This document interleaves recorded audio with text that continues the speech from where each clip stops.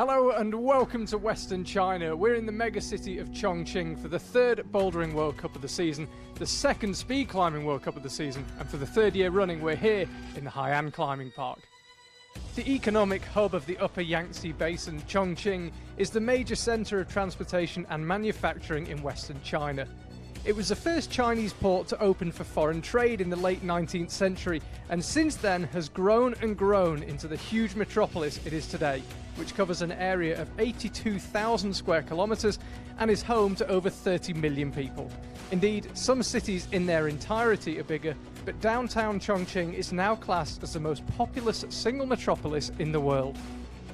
The sheer size of modern Chongqing means that its historical buildings and streets can almost pass unnoticed, but they're there if you look closely enough. However, as night falls and artificial lights flood the city, the sights and smells of old Chongqing slowly disappear into the shadows, and the city begins to pulse with life.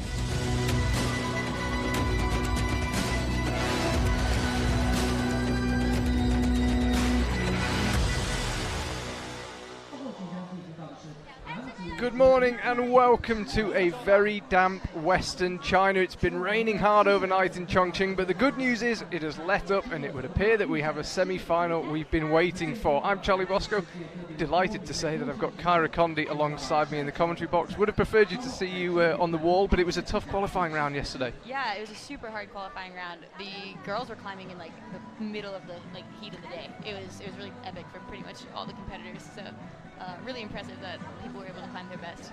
Yeah, and you hail from Minnesota, not known for its heat and humidity. It seemed like you found the heat pretty tough. Yeah, I've always had a hard time climbing in the heat personally. I always get like super red and can't like focus on the boulders, so I always have more attempts than I really should and things like that. But I made a few mistakes. But the boulders were quite cool. They actually recycled a lot of the skeletons of the men's boulders. Yeah, they had a lot of the boulders based on the men. Oh, apparently it was the other way around. They set for the women first, really, and adjusted for the men and kind of adjusted back. I wouldn't have guessed that. But yeah, we were able to. The buses arrived early. We had to bus from the hotel where most of the competitors are staying to the venue, and so we were able to see the men's boulders before going into the isolation for women's qualifiers. And so coming out, it was like, oh, these boulders look familiar. Before we discuss today, how are you feeling about your season so far? You're 8th overall in the world rankings. It feels like it's been a reasonable year for you. Yeah, I was happy with my start to the season for sure. I made both semifinals in the one in Meiringen and Moscow, so this is the first one I've missed out on, which is a bit of a bummer, but I'm happy to be here anyway. Well, we get another chance next week. And yeah, as for conditions right now here in Chongqing, we've got the humidity that we've had for the last few days, and that's really increased, but the temperature has dropped. I think, if anything, conditions better than they have been for the past few days. Yeah, it's hard to say, because today it's almost foggy. If you look out the window, you can hardly see any of the buildings in the distance, but the temperature is way down, so competitors, I think, will feel a lot better, but friction might be worse. Okay, well, we've already mentioned yesterday's qualifiers. Let's have a look at the highlights.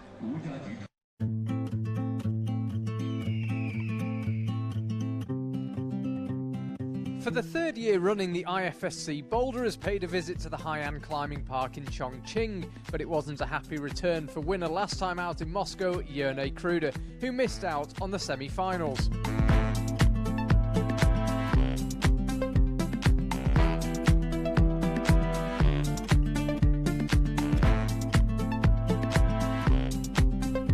As we seem to say at every World Cup, it was a good day on the whole for Team Japan's men.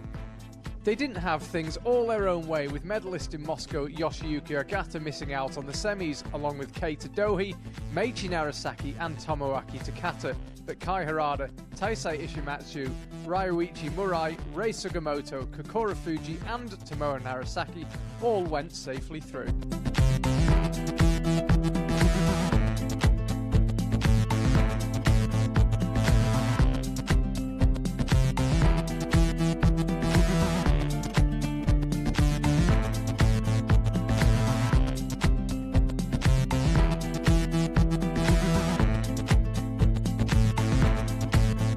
Chon also had a good day, topping all 5 boulders in Group A to qualify second in the group, 3rd overall.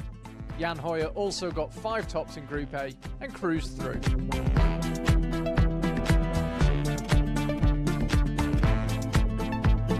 Kazanov, who picked up his maiden win in China last spring, made it through 9th in Group B with 4 tops. Gregor Vazonik also got through easily with 5 tops, but he was made to work for them in extremely hot conditions.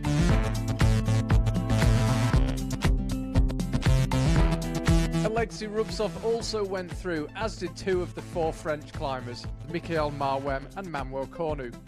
There was no such luck for Albon Levier, who got 3 tops and 5 zones, falling late on the 2 boulders he couldn't top. Also through, after 2 poor performances by his standards in Meiringen and Moscow, was Jakob Schubert. Today was the day. It was a hard qualification again. Bouldering qualifications are just really hard lately.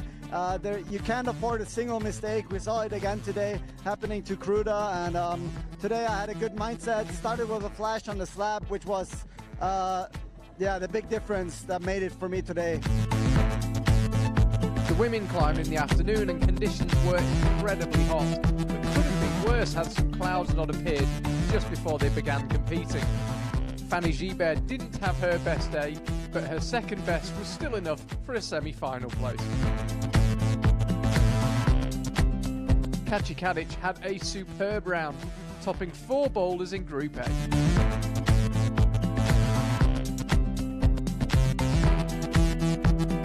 Akio Noguchi looked in good form, as she always seems to be in China, and cruised into semis with 4 tops of her own, a performance matched by her compatriot Futaba Ito.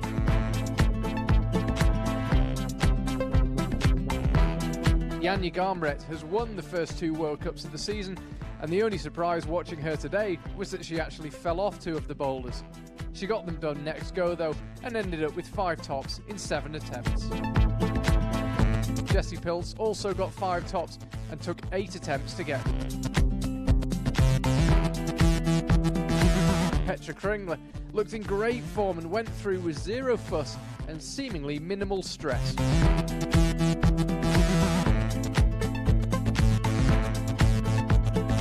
Kyra Condi sadly didn't have her best day, missing semi-finals for the first time this year, the same fate as befell Sol Sa. Also narrowly missing out was Evgenia Kazbekova, who sounded like she enjoyed the boulders, if not her result. The boulders were quite good, not so hard actually, and lots of technical moments and lots of creeps. So not so many slopers, and it was so hot, so maybe the boulders were feeling a little bit harder than they were. Join us for semis and finals live from Chongqing tomorrow.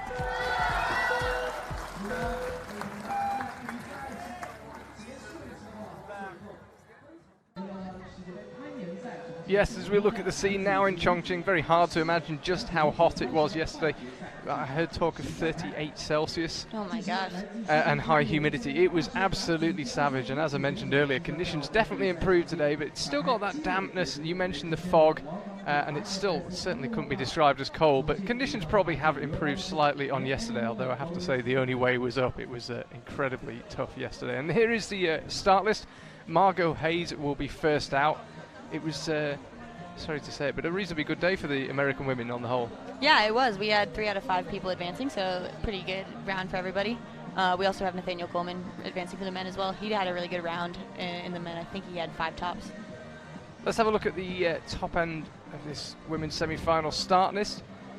Really good job from Elnaz Rakabi. Really good to see her appearing in a semi-final, and then the names get increasingly familiar. Again, Jane Kim, former Boulder World Cup winner and no slouch on a bouldering wall. And then lower down the order, the names become increasingly familiar. I have to say, Petra Klingler, one of the standout climbers for me yesterday. Janja Garmret looking like Janja Garmret usually does. Over on the men's side, Manuel Cornu will be first out. We just saw him on the highlights. Did just about enough. Sadly for Albon Levier, he couldn't quite find a way through, but Manuel will be joined by his compatriot Mikael Marwem. He'll be the 4th climber out. Down there at the bottom of that list as well, who'll be the 10th climber out. Big shout out to young Dave Barons, a mere 37 years old, and appearing in the semi-final here today. Sean McCall will be the first climber in the top half of the order, and then Gregor Vazonik, Yanhoi Renji Sugimoto, Nathaniel Coleman, Kokoro Fuji, Alexei Rubtsov, Jongwon Chon, Jakob Schubert, and Tomoe Narasaki. And our first climbers are already out. Manuel Cornu over on the far left of the wall here. We're going left to right throughout. men's 1 and women's 1, 2, 3 and 4 are all next to each other, so it should be relatively easy to keep track of the climbers, which isn't always the case. Yeah, this climb for the men seems to test maybe flexibility as well as like kind of pushing kind of that unconventional strengths. I think on this one you're going to have to get that little zone hold and then maybe get a foot all the way over to that left little foothold and have a foot up on the volume as well, which for the men, some of them are not as flexible. Some of them are, of course, but I think that could be a good test of that. So here's Margot Hayes. Slight confusion about the start position. Those volumes are actually touching. Yeah, there's a new clarification of that rule this year where I think if the volumes are touching, you're not supposed to be touching the volume that is not taped. So in that case, I think that start would have not been valid, but I am unclear. Yeah, the judges seem to be okay with it. We'll keep an eye on that. They'll have been given specific directives about how to judge the start. But you can see Margot putting the right foot on the right-hand volume. Yeah, I think as long as the judges, judge it correctly for the whole round, then that should be fine. Consistency is key. Yeah, that coordination move looks a little tricky, maybe slippery on that foot. It's pointing the wrong direction, the foot that you're trying to stab once you grab that crimp, and so it's hard to keep it on. Looks like Margot just got told to start differently. Now she's underway. Yeah, we were discussing how you might do that women's coordination move. We'll go back to that in just a second. Let's have a look at Manuel Cornu jimmying up into the zone. This looks a really awkward move. Yeah, that orange hold on that volume is not very good. It's first of all dual text on the rest of the volume, on the rest of the crimp, and then the actual crimp part is quite slopey, and so it's more of a press. There's not really much to grab there. And so you could see Margot starting on only the left volume that time, so she did get told to start differently. Yeah, so we were discussing how you might do that move and about whether you'd stop. It looks like she's tried to stop on that the yellow hold. It looked like that time she was trying to keep the momentum. Yeah, she seems to be missing that second triangle foot, which I think you're going to definitely need if you keep the momentum through to that next quarter circle volume. You're going to need to grab that crimp maybe with both hands, stab that foot, and then keep the momentum going all the way to the next hold. Yeah, we should say, by the way, normally we get a chance to go on the mats and have a look at the boulders, but today the judges and the jury president and the technical delegate were quite rightly very keen to keep the mats completely dry, so they didn't want anyone walking on them, and so we weren't actually able to go and touch the holds and have a feel of them. But yeah, that pink one, quite hard to read, but potential maybe even to do it statically, but I have to say from watching Margot, I think it would definitely be tricky to try it statically. You could see Manu using the knee there, which is kind of a classic way to avoid, using flexibility if you don't have it. Yeah, Margot's having a hard time figuring this climb out. Yeah, she's tried a few methods. Yeah, she's really quite good at a lot of these dynamic coordination moves, but I wouldn't say that they're her specialty. She's so strong on crimps, small holds, just powering through static motions is definitely what Margot's best at. Really quite dominant at, I would say, as well. So Manu again, he's long since secured the zone. Oof, and that foot just came off that little foothold. That hold is only going to get worse as the round goes on as well, because the humidity also affects how your shoe rubber feels on the holds. So these conditions are not only bad for your skin, it's also bad for the rubber on your shoes. It's bad for pretty much everything.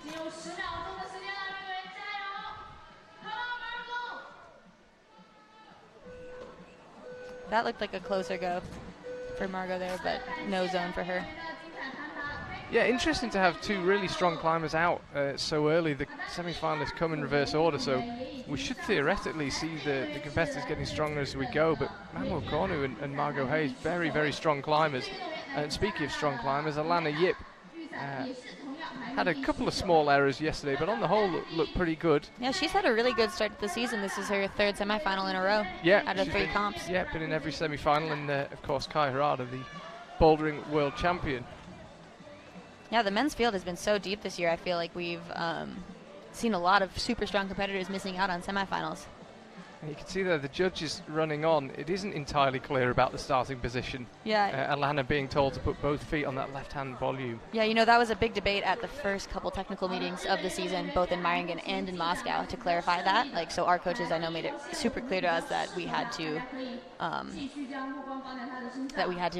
use only the taped volume. So it's kind of funny to see a bunch of competitors having trouble with that. And here's that test of flexibility that I was talking about. I'm pretty sure that this is the beta and that you're going to have to just kind of push yourself over to that volume on the left, just like that. Oh, it's a cool move. It's a hard move though, isn't it? Because your right leg is straight. Yeah. So you can't get much off it, really. Kai, I think, is a little bit of a shorter competitor. I don't know his exact height, but I think maybe some of the taller, flexible guys will have a little bit of an easier time when you have to press out of a splits like that. When you have a little bit more bend in your leg, it's way easier to actually get the motion so that your hip is over your foot, is what you really want in those situations. So Alana tries again. Yeah, she is definitely using that left-hand volume. She was close that time, trying to go out with the right hand. It's slightly frustrating. I mean, you would want the route setters just to move the volume a centimetre. Yeah. Just to make it really clear. Exactly. And I know at the other competitions they said that they weren't going to have volumes touching at all for starts, but... famous last words. Yeah, so, oh well. But as long as competitors know, so... That foot looks like it's really tricky to stab, because Margot was having the same issue as Alana here. Yeah, this is interesting, because when we were looking at it, you wouldn't know from looking at it that it's difficult to land that foot. Yeah, I thought this one actually looked like one of the easier boulders of the round, so it's possible I misjudged them. But it doesn't look so bad after you get the zone hold, so it might be one of those things where you have, so many attempts to get zone, but if you get zone, you'll get the top, That was a much closer go for Alana that time. She went for the just Gaston compression between the two holds, which could be the way. Let's have a look at Kai Harada. So he's already been up to the zone. He got himself into the key position. He got his left foot onto the hold further left again from where he currently is. Really tenuous foot switch right there. He's pretty much plumb vertical, that section of the wall, and Alana has found a way across. Yeah, we didn't get to see how she did that, but... And this ending looks powerful, but possibly not so bad, so hopefully she can figure it out. Yeah, it's you're going up at another couple of these quite big pink volumes, that being the first one, and then the top beckons. It's a very high wall here in Chongqing, so the route setters have just got to be careful about where they put top holds, because you could easily get the competitors getting a bit too high. Really, yeah. It's about 5 meters the top of the wall. Crazy, yeah. I guess I didn't even notice yesterday while I was competing. I did notice that our climbs had some, a lot of moves. We were getting pretty pumped in our round. So this is how she did it. She went both hands match and slap out with the right. So, yeah, earlier on we were speculating whether you might stop, but it looks like carrying on. Looks like carrying the momentum through all the way to that quarter circle volume is the way. Yeah, I think killing the momentum would be pretty tricky. Now let's have a look at Kai. Kai's looking in a better position again here. So he got himself in position. This is what you were talking about earlier. It's hard to exit that splits. Yeah, see how hard it was to really generate up, because what he really wanted is to get that hip directly in line with his foot over that left foothold, and that way you can are in a better position you're more stable. But he's just having a hard time getting all the way over that foot. This coordination move looks like quite a hard one. Alana's having a hard time doing it again, looks like. Yeah, surprising. Often with these moves, once people have got them, they can do it repeatedly. She's done it a second time, though. She's got 25 seconds to get further in the zone. Already claimed the zone, of course. We've just seen that.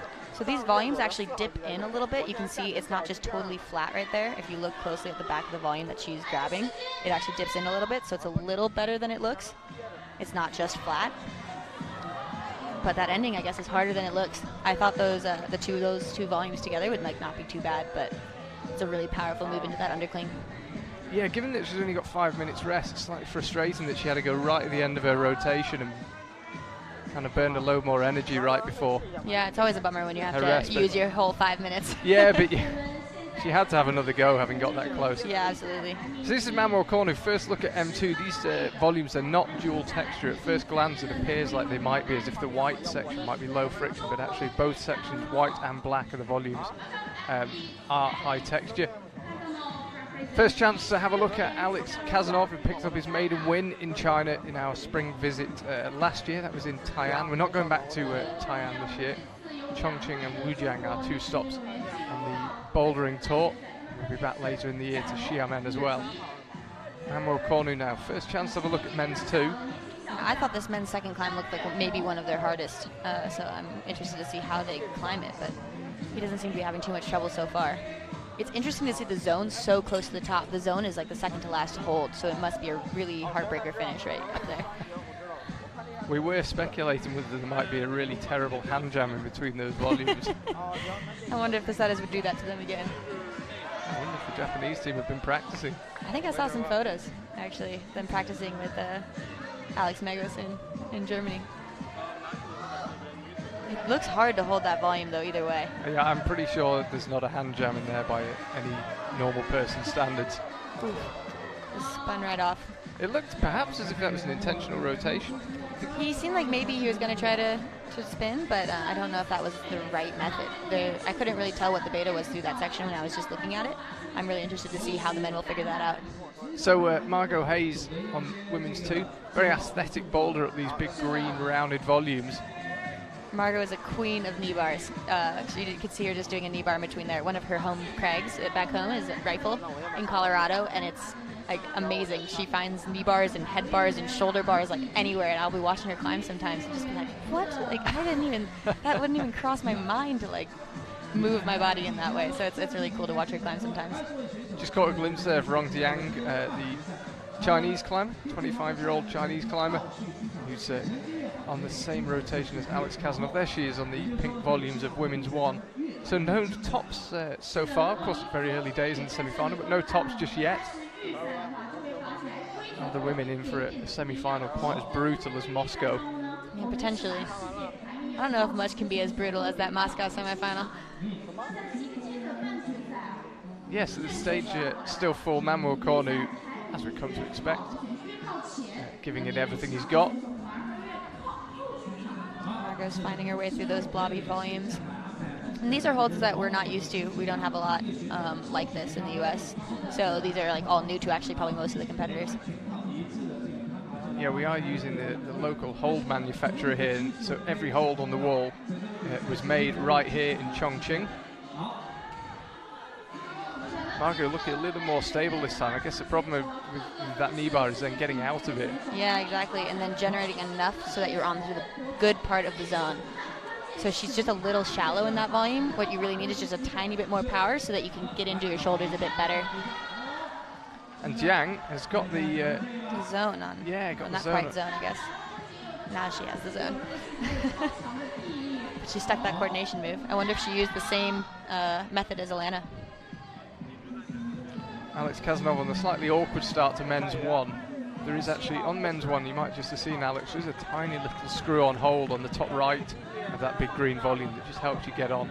It's still a slightly awkward start. You can see how he had to reach behind his head. This was how she did women's 1. I guess we're going to see a replay right now.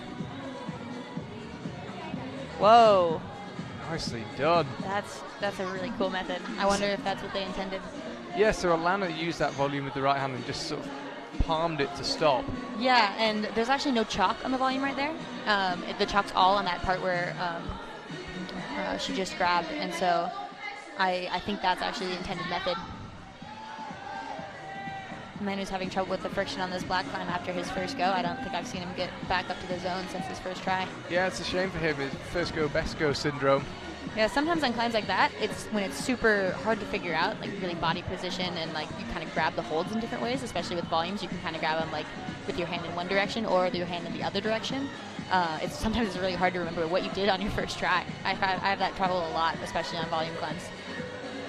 The climber's clearly been issued with these things to keep their shoes dry. This is all in the effort to try and keep the moisture off the mats.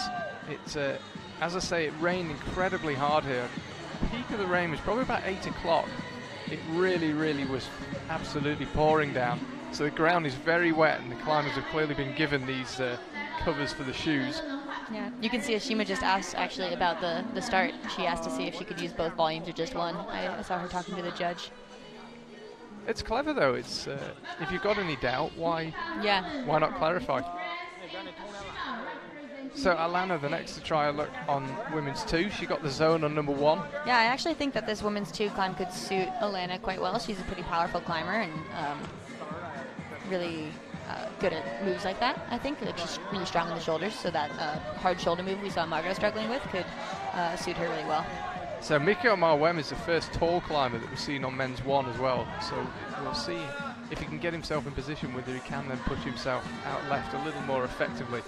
Kai Harada's getting on pretty well with men's 2, it would seem. This is exactly what you were talking about, trying to figure out which way you put the hand, how you place it. Yeah, and he's done so much climbing and still hasn't even reached the zone hold yet, which is always a bummer. There, now he has it. Looks like he's figuring it out. Now, do you think there is a possible rotation method? Alana just got the zone, but she was a little low on it and couldn't actually reach into it. Oh, and on the men's, I don't know if the rotation is the way. I think you're going to want to keep that. You have the volume almost meat wrapped, where you have your hand like kind of way on it, and I think you're going to want to keep that as much as possible and maybe just jump to the finish, but it looks like a bad hold. We had actually a similar stack of volumes on one of our climbs during the qualifiers on like our 4th climb, and it was hard to hold, so I can't imagine having it as a finish hold. Yeah, I'm guessing there's still some moisture on the mats. You can see Alana just drying her shoes there. Let's keep an eye on Mccomb. I'd really like to see a tall climber get in position. Yeah, he's having trouble getting that first little foot to stay. Perhaps the later moves are easier for the tall, but first few moves are a bit harder. Yeah, that's potentially, like that press move looks pretty tough just in general, and then also if you're like kind of scrunched in there, it could be even harder. He's got big long levers, Mccomb. It's a lot to fit. It's a lot of climber to fit between 2 holds. Ashima, I wonder if she was reconsidering a method there. She's not been that close on the attempts we've seen on women's 1. Yeah, I think she really needs to be going with both hands for that hold. She is definitely super good at dynamic moves, but doesn't think she is. So I think she has some trouble with them sometimes for that reason. But I've seen her do some pretty crazy moves, especially for her height, you know. Mccomb has got himself again in position to try this move. It looks like he's trying a slightly different method, trying not to get too compressed in there, but at some stage you will have to really get involved in the corner.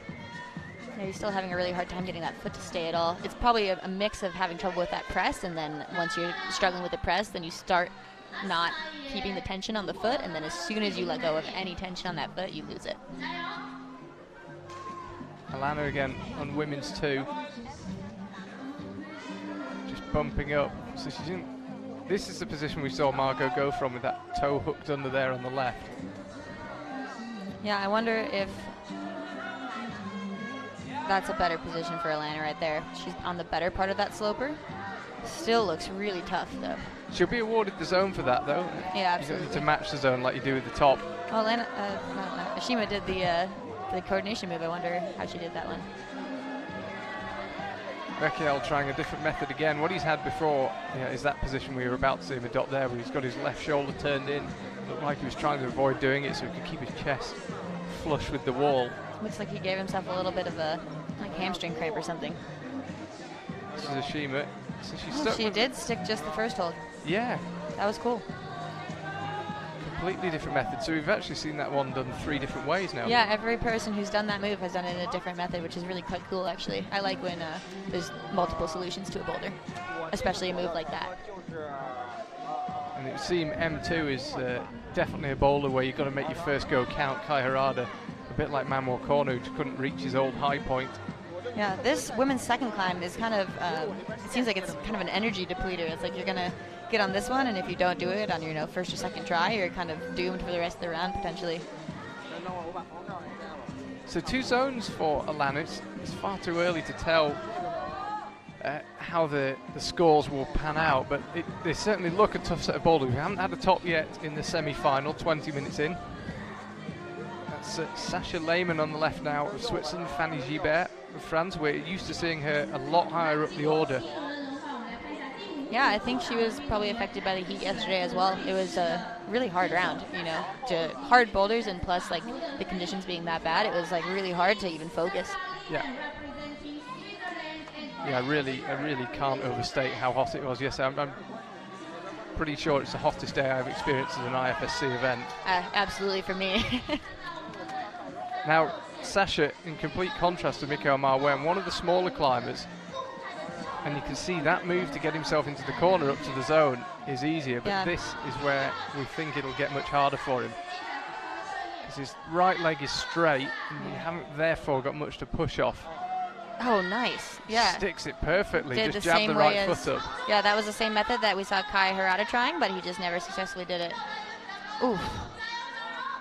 That's a savage final move. Yeah, that last move looks quite hard again, so it's kind of an interesting boulder, because I think that ending does kind of suit you better if you're taller, but that beginning is so much harder, so it's kind of a mix. Here's Alex Kazanov on M2. Likes powerful boulders, Alex. And he obviously won't have seen what we have, but he needs to make this one count. It seems to sap the energy, this one. Absolutely. So I'm personally partial to toe hooks, but I think this move is a toe hook move, because if you heel hook like he was just trying, you're stuck too far to the left. Whereas with the toe hook, you're able to really lean into this volume as he's doing right now. So this is him, I think, knowing this is not the right method, but he's trying to use the zone, which he absolutely did use it there. So first look as well at men's 3 up the pink volumes. Definitely. Well, I say definitely. It's never definite, but it certainly seems like a big jump. Looks to be a coordination move for sure. I'm hoping we see a top on men's 1 here from Sasha. That'd be awesome. I'd like to see that last move go down. This move, he was really cruising. That was the one that stopped Mccomb. Yeah. He's having no problem with that foot switch either, which seemed to be another hard move. Yeah, Kai Hirata fell on this foot swap. You can see just how spanned he is in this move, which is crazy that he's able to generate enough power. You can see what I was saying earlier, how his hip is like pretty in line with his foot, and that's why he's able to stick that move. Oh, yeah. This could be the first top of this semi-final. Needs to now get his left foot out. Nice. Doesn't need it at all. Top from Sasha Lehmann, almost hidden behind the curtain, which has been sheltering the wall yesterday from the rain and from the sun, and today from the rain. That was a really cool method. That's a cool boulder. It's a really nice boulder, yeah, and that's the first top of the semi-final on either the men's or the women's side, and it's Sasha Lehmann who takes it. Getting a better look at number 3 now with Margot. This seems to be kind of a double clutch from what I could tell. We were wondering if there is a static method, but I really don't think there is. It's just a 1-2, I think, to the first volume and then to the volume around the corner. You're going to have to really generate with the legs, because both of those handholds are not very good. Yeah, and you can see Fanny Gibert just dabbing the top of her right shoe on the left-hand volume. Ooh. I'm surprised. Spectacular method. Yeah, it's a really showy, cool method, but I'm surprised to see Fanny struggling on that move. That seems to be kind of right up her alley. I think she could do the finish. She has a really good chance of doing that finish of that climb if she can just get through that coordination move. She looks super on point this year. Alex trying a different method again. I really like setting like that, where you have a relatively simple looking boulder but with almost infinite moves within it. Yeah. I think it's a really nice setting when they're able to use few holds to create so many possibilities. You can see Margot showing off her flexibility. She's a previous gymnast. She was a really high level gymnast before she found climbing, and then had both for a little while and then switched completely to climbing because she loved it so much, as we probably all relate to. So Alex has got 22 seconds to go. I was going to say, surely energy becoming a problem. Alex had a lot of tries on that boulder, actually. Mccomb who secured the zone here on men's 3. But sadly, no more. Ooh, and a bit of a spectacular hard fall for Fanny. The volumes, I have to say, are particularly rough here. We did have quite a few people doing what I think Fanny's just done and grazing themselves. Yeah, definitely. I have a wall rash on my face right now from the wall. So that coordination move for the men kind of goes down exactly how you would expect it to go, just kind of foot move over into the double gas stones. So I bet we'll see Kai have a good time with that move. Julia Chanaudy follows her compatriot Fanny Gibert out onto women's 1. Taisei Ishimatsu gets his semi-final underway. He's on men's 1. And then we can see Mikhail Marwem, Shima just next to him. Just see her arm just behind the pillar. There she is. Mikhail, I'll be interested. I'm looking forward to seeing him in this men's 2. Yeah, this seems like almost a French-style boulder, actually, to me. Like, volumes, kind of tricky body positions, powerful. So it's potentially he could have a good time with this one. Julia Chanaudy really enjoying the bouldering World Cups, it would seem. Obviously, we see her much more in the league climbing, but won't have many running jumps. League climbing, we'll see how she gets on with women's 1. Mikhail giving this one everything he's got. Just, yeah, totally fighting, you can see. So it seems the position that he was in there with the hands low is relatively comfortable, and then as soon as you exit it, it's as if you're on a clock before your biceps, so your fingers give in. I think it's hard because it's just a flat crimp, essentially, with the volume being blocked like that. And so it's really hard to figure out the best way to keep all of your positions on, if that makes sense. You have to keep both hands on and both feet on in order to stay on the wall, because everything is so bad. And so in order to do that, you have to figure out the best body position, which looks pretty tricky.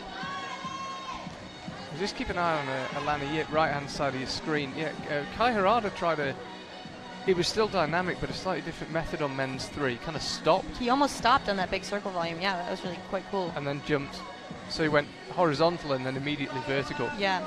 That's actually a pretty good method because you won't have nearly as much sideways swing in that way. And sometimes the thing that pulls you off, and you can see it even on this women's 1, is that your horizontal momentum is pulling you off the wall. And so the way that Kai was trying it, you're kind of avoiding that. He's looking pretty solid here. These are absolutely horrendous crimps on the upper section of men's 3. And the problem is you can't see your feet. You can see Kai trying to look down to spot his feet underneath the angle change. But he's looking solid. And that last hold, I think you have to go too slow. It's kind of just a scoop. Doesn't look very good. I was hoping it was maybe a little better than it looked, just for the men's sake. But I think it's a pretty terrible hold. So he went just a little bit too fast. I wouldn't be surprised if we see him take quite a long rest. That upper section, the crimps are so small. Yeah, absolutely. And even just to cool your skin down a little bit, sometimes after a try, your skin is softer, wetter, and then you can't get nearly as good at friction. Kind of similar to outdoor climbing. You need to figure out how to space your resting time and your climbing time, but you only have 5 minutes. Shima now on number 2. She's been in this position before. It's this big move up to the zone. It's been stopping it. It's a big slap out with the left hand. She definitely stopped on it, but I'm wondering if they gave her control or not, seeing as she didn't really use it. So it's potentially she did, because she stopped her momentum on it totally. But this is why we have human judges. I'll let you know as when her score comes through. The internet does seem to have been slightly affected by the heavy rain, so we'll keep you up to date with the scores as and when they come through. Taisei Ishimatsu, again, certainly one of the taller climbers. Had no trouble with that press, though. It's into this tricky, punchy move that we saw Sasha do. It's a very subtle move up to the zone. I think even shoulder flexibilities could be a key. Sasha could get himself so close into the wall. True. I'm surprised they've all read that foot kick into just the wall so well. I didn't see that at all. Maybe it's obvious when you get there, but I mean also these men are so such high level competitors that the things that everyone notices are pretty crazy to me. So Lana, she's had a real battling semi-final. Yeah, she's really good at jumping too. She's super strong legs and arms. So a jump like this, I would think would be right up her alley. She's done pretty much all the hard dynos in all the last rounds that I've seen. So that one must be a pretty hard one. So Kai Harada, we said earlier, about to say, if he goes for the top, we think he'll need to go slowly, but he just runs out of time. 5 minutes flat, of course, in the semi-final. Goes pretty quickly. Now we see Sasha Lehman again, the only person to have a top so far in this entire semi-final round. Still, yes. It's been a tough round for both the men and the women. Still have a lot of people to go, but it's definitely off to a hard start. First German climber out as well. Yannick Floe has just got underway, and our second Chinese climber, Yutong Sang. First chance to look at the fourth boulders as well. They're over on the right-hand side of the Chongqing wall. And this slab, it is actually a slab for the men, and the women, it's a vertical wall. It's not a slab at all. But the slab is actually slightly warped panel, so it gets lower angle as you go further right. Interesting. Yeah, you could see Margot she was judging the distance to that next hold to see if she would be able to reach it or if she had to jump. And so you could see there, she just did the jump instead of trying to reach. Correctly read the toe hook as well, Margot. That was a questionable zone for Manu as well. I wonder if that was awarded to him or not.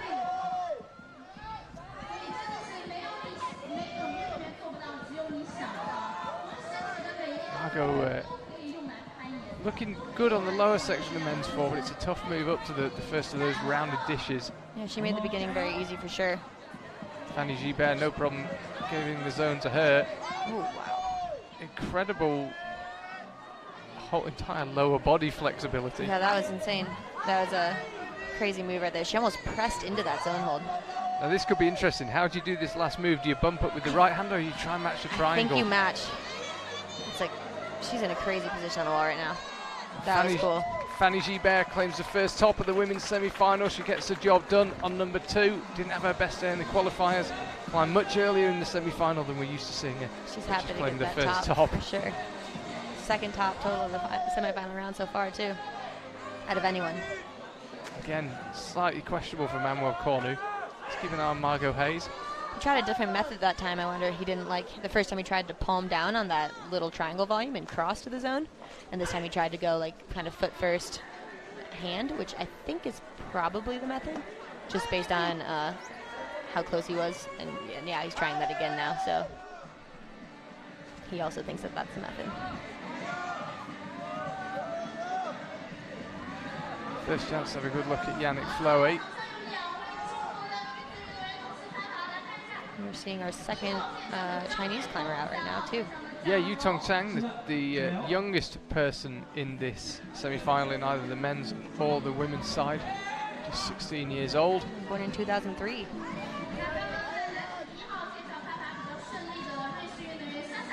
Sorry to say it for Dave Barons, but he's well over twice her age. Wow, that's crazy. Really cool that we can have competitors of such a wide it's age range fantastic, and yeah. 18-year age gap. competing at the same level, yeah. Yeah. Sorry, 21-year age gap in the semi-final. It's brilliant to see. So, first top of the women's semi-finals just come from Fanny Gibert, Yutong Sang. China is engaged on women's one. We haven't seen a top of this. We've seen a few people get across to the zone, but nobody yet claimed a top. It looks like you really have to power into that undercling and then switch your feet on that volume and then stand up as hard as you can is kind of what I'm seeing. But you're so spanned getting between these two. Could be about to see our first top of women's one here. Yeah, she just did that really well with that toe hook. She's taken the chalk bag and she's glad of it. Still got a minute to go. She's in absolutely no rush. Can see the top hold and she's nailed it. Women's one falls. Local crowd enjoyed that one, and she's got an extra bit of rest, which might come in very handy on it. Very burly women's two. Looks like Margot got this move up to those 2 circle volumes as well. And just... It's been a frustrating round for Margot. Yeah, hard round for sure. What can Yannick do with this press into the corner? It's one of those moves where when someone does it, it looks easy. And when someone can't do it, it looks impossible. Yeah, you know, some people it's just, Manu finally stuck the zone over here as well. This ending looks really hard to me. We were looking at it, and those feet, I think, are pretty much absolutely nothing. Yeah, and they've blocked off the useful bit of that penultimate hold. Oh, wow. But finds a way without it. Manuel Cornu gets a top on men's 4. Finishes his round on a high just in time as well. I wasn't watching the clock, but I think he was just within the 5 minutes.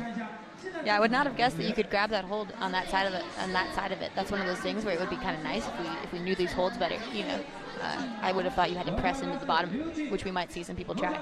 Mao Nakamura underway now. Ryuichi Murai as well. So it's 3 Japanese climbers on the far left-hand side of the wall. Just amusingly about that men's 4, by the way, you know how the route setters found out the wall was warped? Is that they set one of the boulders on the right-hand side of the slab and then had to move it to the left for safety reasons. And suddenly they couldn't do it. And they realised that the wall was 3 degrees steeper on the left. Oh, that's funny. So they had to then change the boulder. Yeah, and that can make a huge difference for like balance across moves, things like that, where you like really need to get your body into the wall. Like a 3-degree difference can make it's massive. Can make a huge difference in a slab. So the wall now again completely full. Ryuichi Murai, no joy for him yet on men's 1. And Mao Nakamura on women's 1. Nothing so far. Just been topped women's 1. The tops are beginning to come now. Here she goes on the jump. What will the method be? So she's trying one-handed. We'll come back to that. We've got Ashima on the right, Mccomb on the left. And that's just a huge jump you can see on women's number 3. Mccomb absolutely bearing down on these crimps. We saw Kai Harada get quite close. It was the final move that stopped Kai. This is Alana Yip on number 4, the plumb vertical wall at the right-hand end of this Chongqing facility.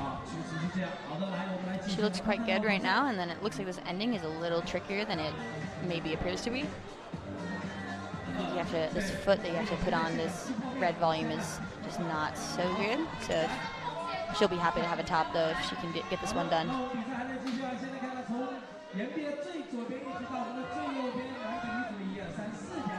She's making it look really good. I think we're going to see a top on this one as well. Gets herself in a really nice solid position. Alana's got to match, and there it is.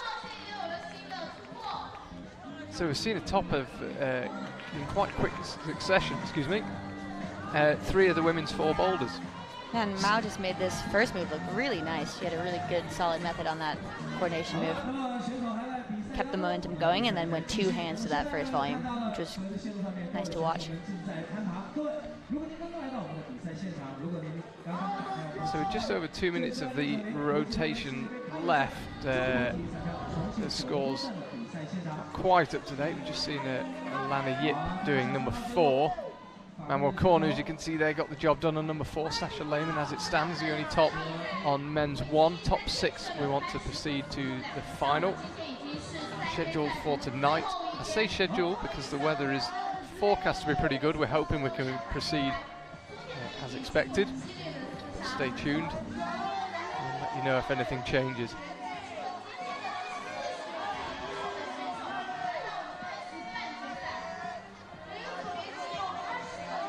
Taisei Ishimatsu, as most climbers have been on this men's 2, standing up at the mats and looking at it.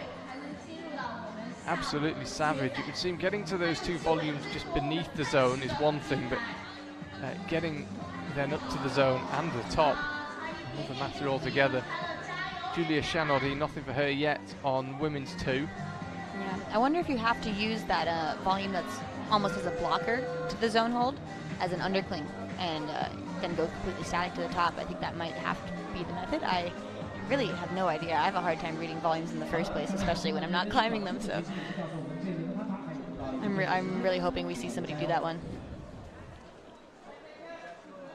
See a couple of the coaches from Germany and Belgian coach down the front.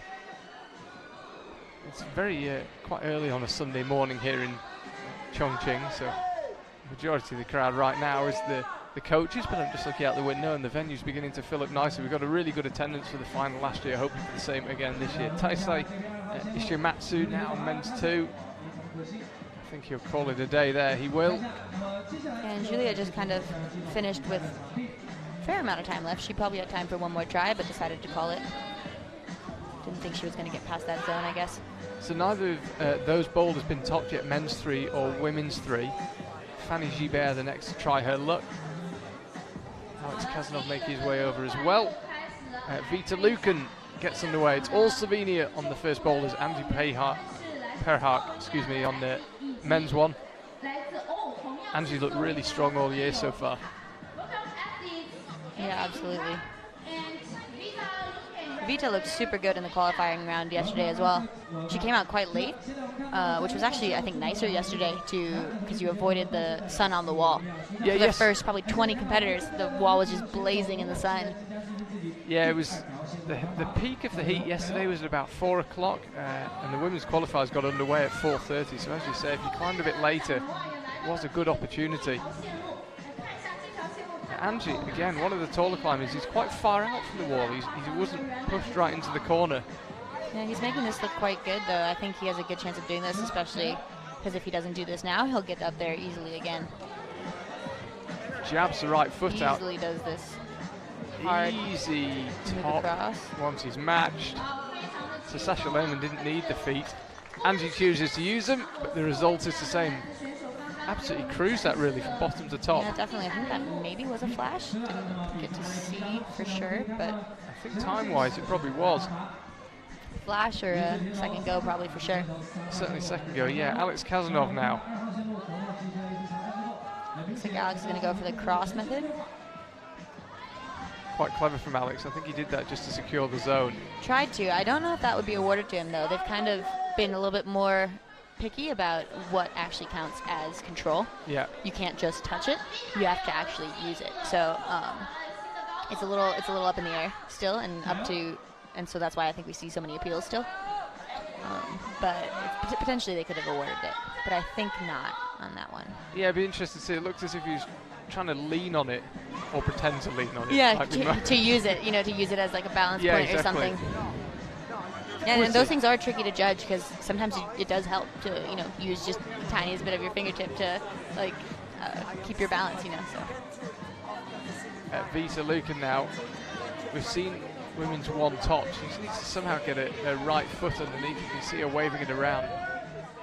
If you commit with it hanging loose like that, imagine it'd be very tough to stick the next move. Yeah, absolutely. Yeah, Yutong did a toe hook and just kind of leaned into it. She didn't even make it into a very bicep-y or powerful move. She just really climbed that super well. This is a replay of Vita, the jump. Slightly different method again then, kind of catching with the left hand. Yeah.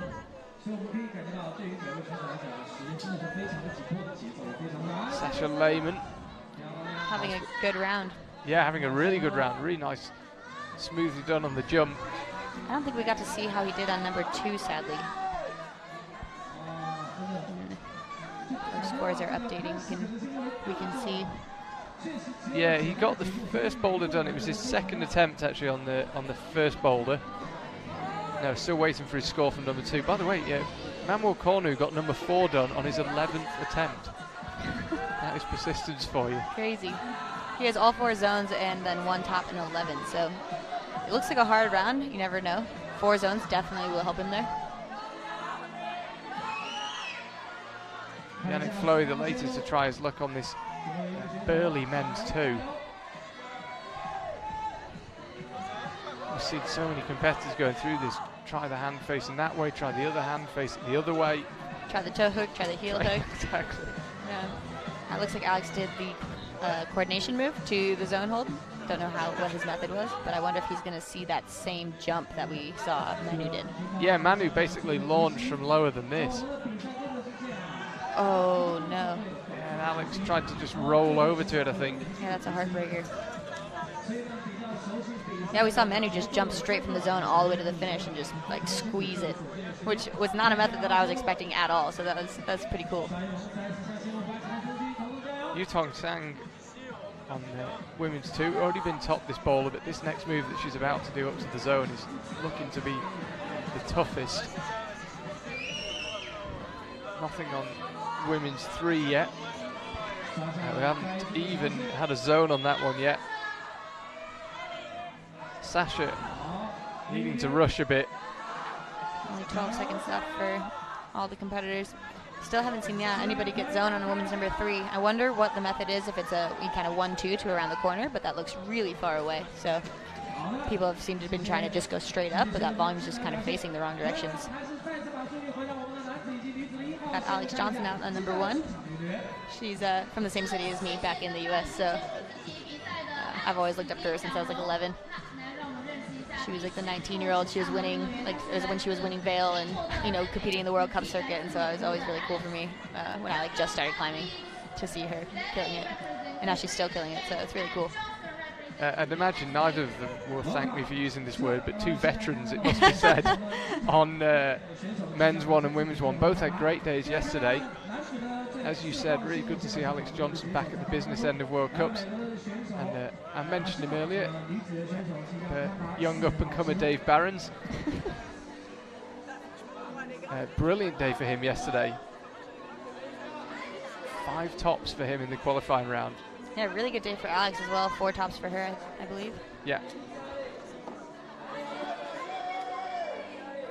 You can see Dave, he's so strong. He's able to kind of rock back and forth trying to get that foot set. There he has it now.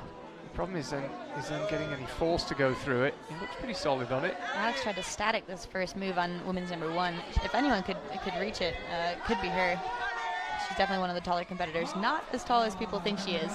I'll clarify it for everybody. She's only 5'9", which is like, I can't remember in centimeters. 173. Yeah? Yeah, because of my height. Oh, yeah, there you go.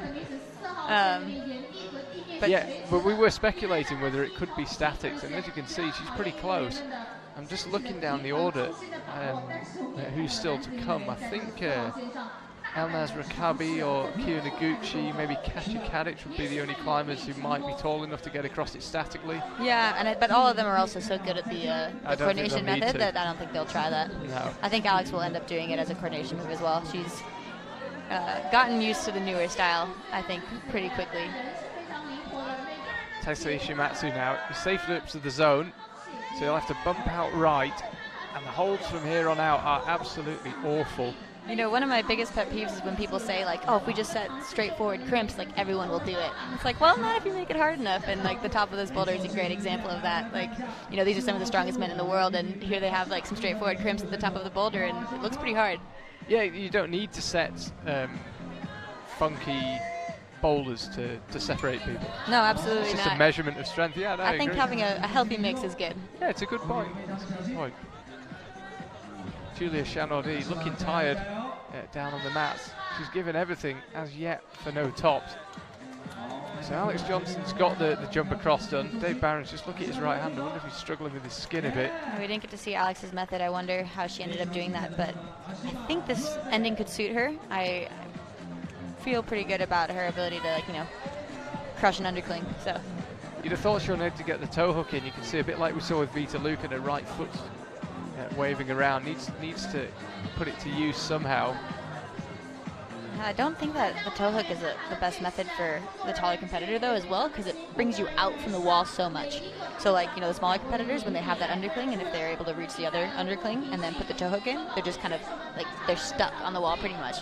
Whereas if you're taller, your hips are further out from the wall, and then your center of gravity is so much further out, and you have a lot harder time doing the move. We saw Alex trying to get her right foot underneath it. She almost had the hip flexibility to do it. It certainly looked possible for her. Yeah, I think that's the other method to do it, is switch the feet like that and then just power into that undercling. Well, the French climbers really enjoying men's 4. Mickaël Wem joins his compatriot Manuel Cornu as the only men to have topped men's 4. Looks like women's 4 also had a top, but I don't remember who was climbing on it. I don't think we got to see. Ashima. Oh, it was Ashima. Yeah, awesome. I don't think we saw it. I'll let you know, just to double check that she did find the top. Still a minute left, and she's no longer on the pad, so I hope so, but... Ryoichi Murai pulls back onto men's 2. I have to say, I'd be surprised if we see any late tops on this. Late within the 5 minutes, I mean. Oh, yeah. Just so many If you've had 3 moves. or 4 good goes at this, it's hard to imagine you'd have the strength for another one. Yeah, I have to agree, and especially just given the conditions and the humidity, the holds just get worse as you go and as you try more, so. And Dave Barron's had enough of that one. 10 seconds ago, Alex Johnson, she almost got her right foot underneath it. She was close on that one. You could see the frustration. I was about to say, a slightly frustrating boulder for her. Elnaz Rakabi now of Iran, and Sean McColl in his first semi-final action of 2019. And she had a great qualifying round yesterday. We were watching and just being amazed. she did, I think, our hardest boulder like pretty quickly. She cruised it, yeah. Yeah. It looks super strong. I think this first boulder could suit Sean McCall's style like quite well. He's really good at, he's kind of a shorter competitor as well and good at pressing, and then kind of that coordination move into that shoulder could suit him as well. It's somewhat reminiscent, you might remember, this is a bit of a connoisseur's one, a few years ago in Vale, there was The jump press into the you kind iron of ended cross. up pressed in it. Yeah, exactly. And Sean was on it for what felt like about 2 hours. Oh yeah, I remember that. I think that was still with the 4+. Yes. And so he was able to be on the wall for as long as he wanted. And I think he was just stuck sideways between these two volumes that were basically just refrigerators on the wall, just with hands on one and feet on the other one, just sideways. I remember that. Yeah, this position I would imagine will feel quite familiar to him after that. No problem at all up into the corner, looked completely solid. I think he's realising now that he's got to get his foot up, or is he going to try and find a way of doing it without? I like this method, this is cool. This is supreme balance from Sean. It was the right foot that popped. I'm going to give that dismount a 10 out of 10 though.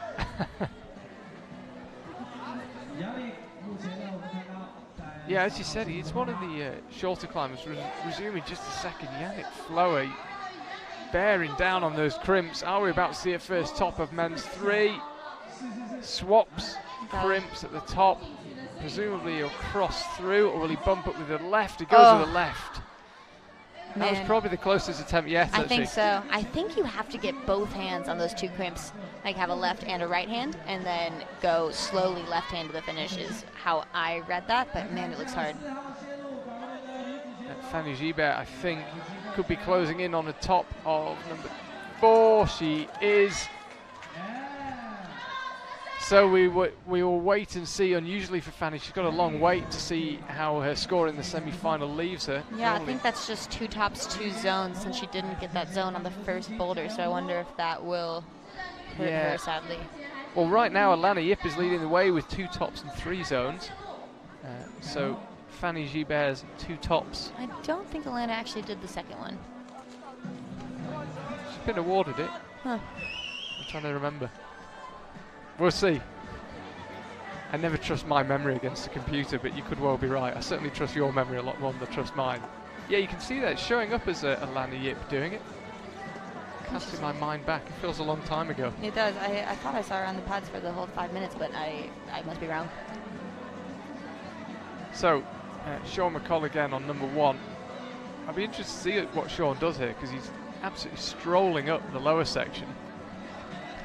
Yeah, I think if he's, I've heard he's been doing, Pilates to get a little bit more flexible for those types of moves, but, I don't know if he has the flexibility to get the foot all the way up onto the volume there to do the move that we saw Sasha and Anze do.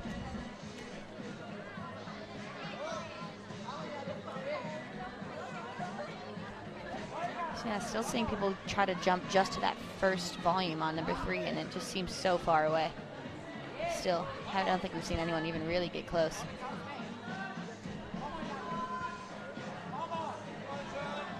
Beats a Lucan now, the latest to try and lock on number 2. Awkward, foot slipping before she could really get solid. You might have just heard the beat there that signifies 1 minute to go. I think there's a tiny foot on that circle volume as well, which is what people have been using to get that knee bar. This is Elnaz on number 1.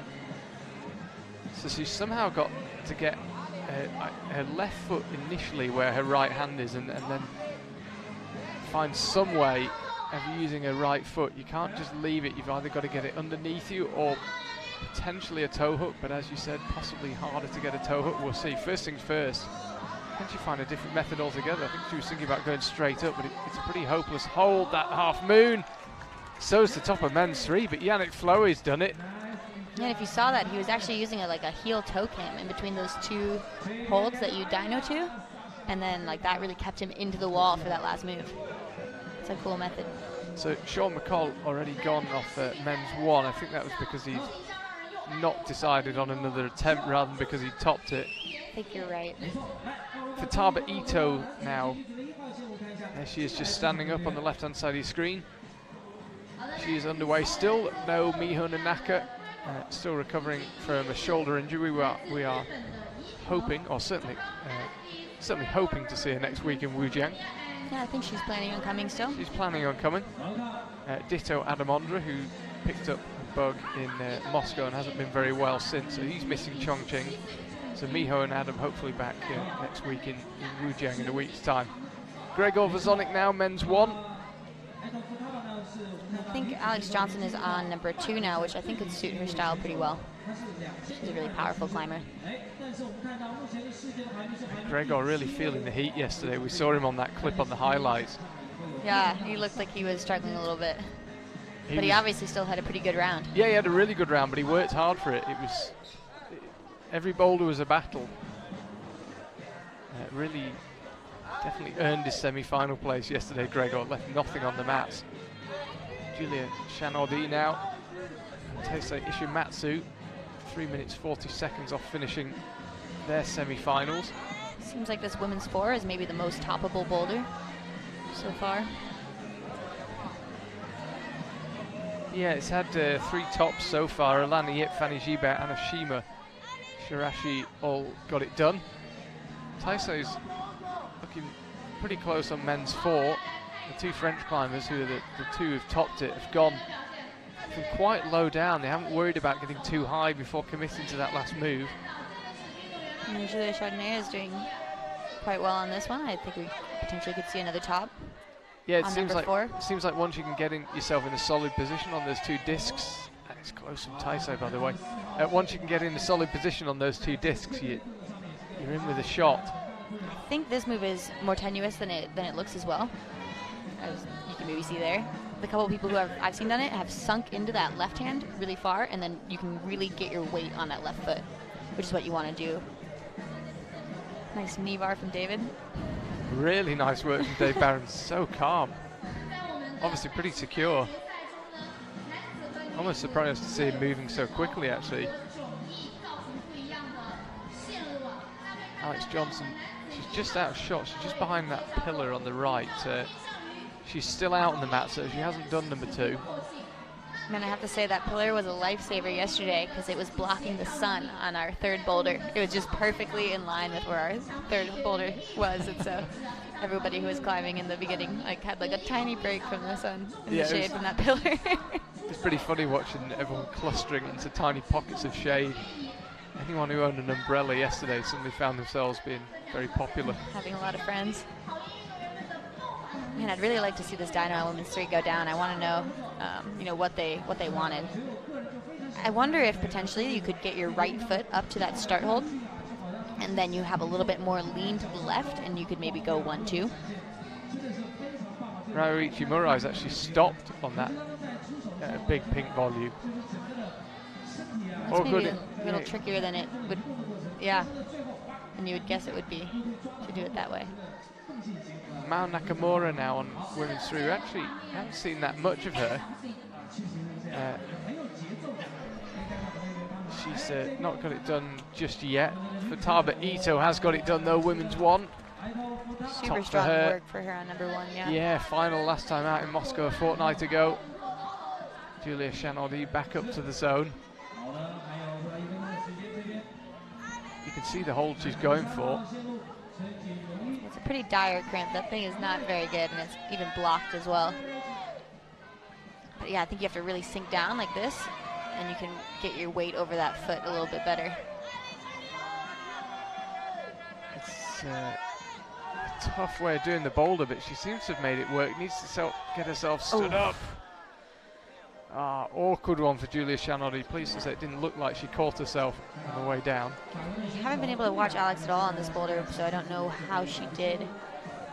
But I thought this one could be her style, so that's a bummer.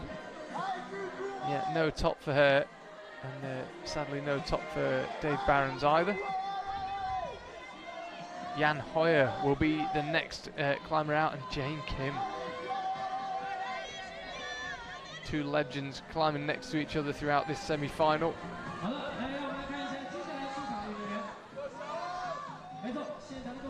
Yeah, climbed really well yesterday, Jane Kim. Yeah, a bit like I said for Gregor, had to work for it. Yeah, definitely. She, our second and third climbs were kind of similar. It's kind of similar style, kind of like crimps, heel hooks.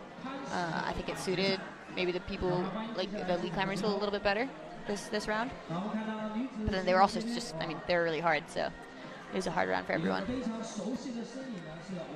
Yeah, here's Jan on men's one. How do you think he'll get on with this?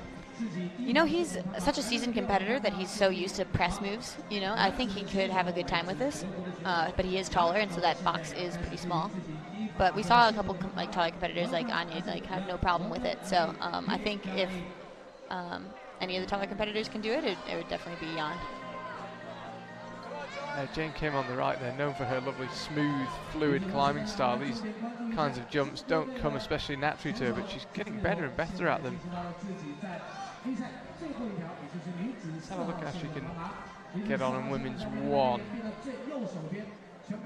Trying to go out with just the right hand, it would seem. Yeah, no shortage of strength getting himself up. And I thought about to crimp the edge of the volume. Yeah, that move is so hard for the tall. You got to lever yourself around your shoulder. Yeah, definitely. It's a small box, and that foot is just so bad. I think we saw a lot of people slipping off that one. Yannick Floe, who got the job done on number 3, is bearing down on number 4. It would seem. Got both hands on the top. You got to match it properly and stay there. Yeah, the people we saw successfully jump to that hold have kind of gone at it almost like a hug, like just full squeeze the entire volume, whereas a couple people we've seen fall going for the finish have been trying to go for it like a hold, like grabbing it with just their hand. Angie looking pretty good, and I think he's got the method right. Somehow he needs to get both his hands onto those 2 crimps. The problem is I'm thinking that he needs to get his feet really solid if you go with any sort of yeah, we saw Yannick looseness. do it with the keeping the heel toe cam in, yeah. And then that really worked well for him. And I think that probably is the method. Yannick's having a good round. 2:30 left on the clock, half the rotation remaining. Yeah, Yannick's looking super strong.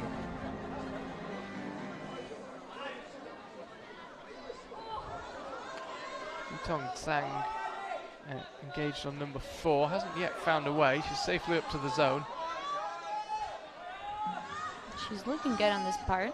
You can kind of tell when people feel comfortable or not comfortable on that little foothold. She looks pretty comfortable, but didn't quite have that bicep power to get over it.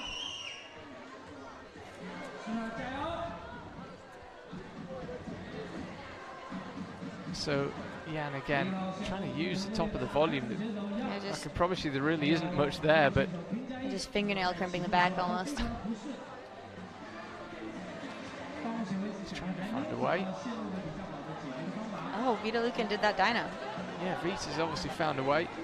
So the zone is actually the penultimate hold, which would suggest it's not the easiest of moves at the top. It looked too like she just jumped just to that right hand hold, so that must be the method. Oh, this looks a hard position to hang on to while you try and figure out what to do with your feet. I think you definitely want that left hand toe hook, that left toe hook where your hand is, and then cross like this, but that looks hard.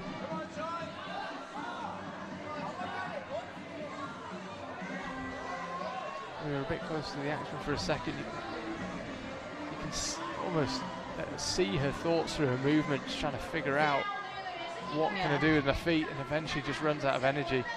Yeah, it's a bummer that even after doing that dyno that we haven't seen anyone do, she still didn't get the zone, I don't think.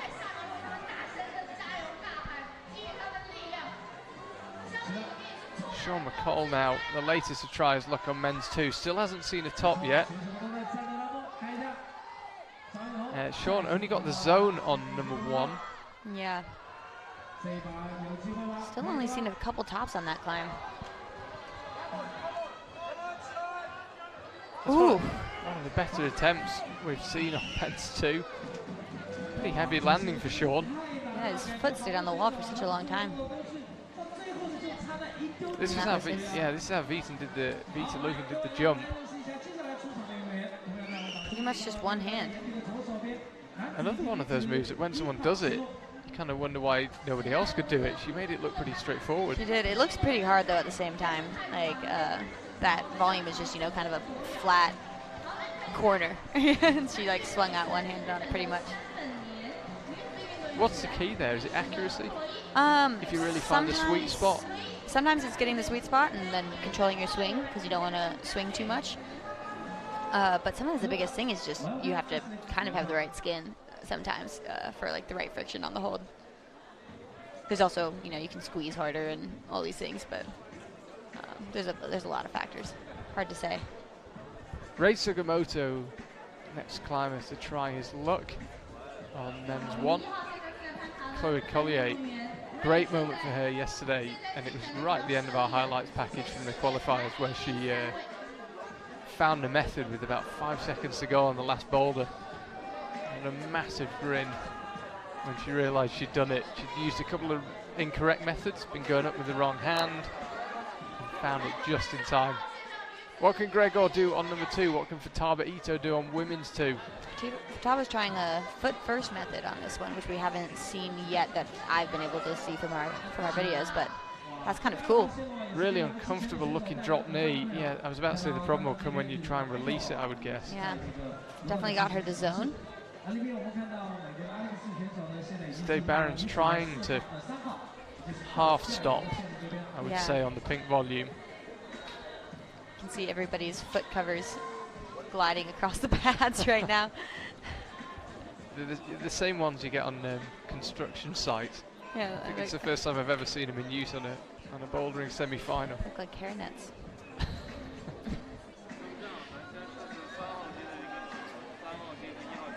So men's 4, I mentioned it earlier, the slab is slightly warped so that where the boulder finishes will be marginally lower angle. We think about 2 or 3 degrees, rough guesstimate, less steep than where the boulder starts.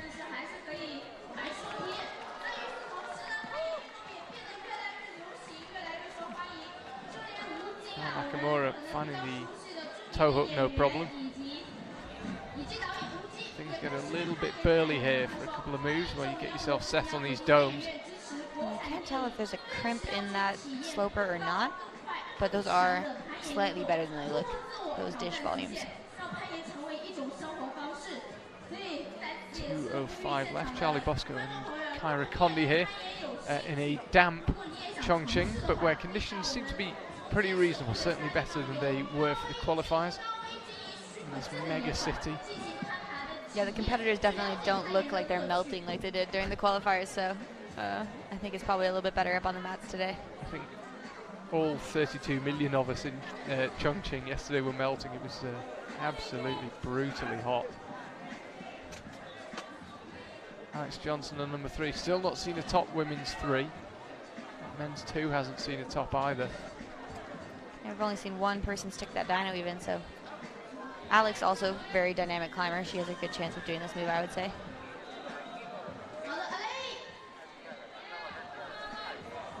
Let's have a look. So Vita Lucan went up with the right hand and the left followed. Really close, but I think you need, Vita had her right hand on the higher part of the volume and Alex went left hand on the higher part of the volume and right hand on the lower part. So I wonder if that's part of the problem there. Buzzer sounds to signify 1 minute to go. We're going to see another top in this rotation. Ryuichi Murai not able to find a way on men's 4, already claimed the zone.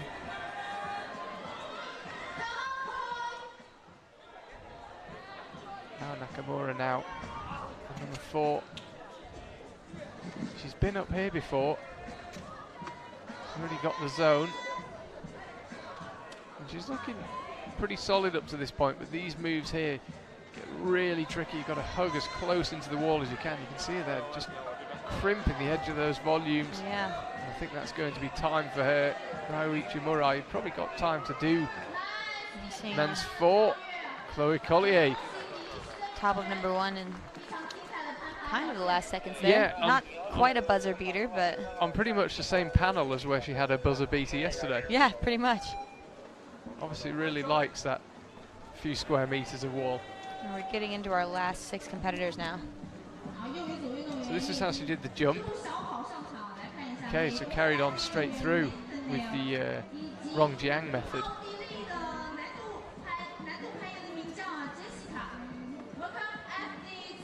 So what did she do? I wonder if she used that.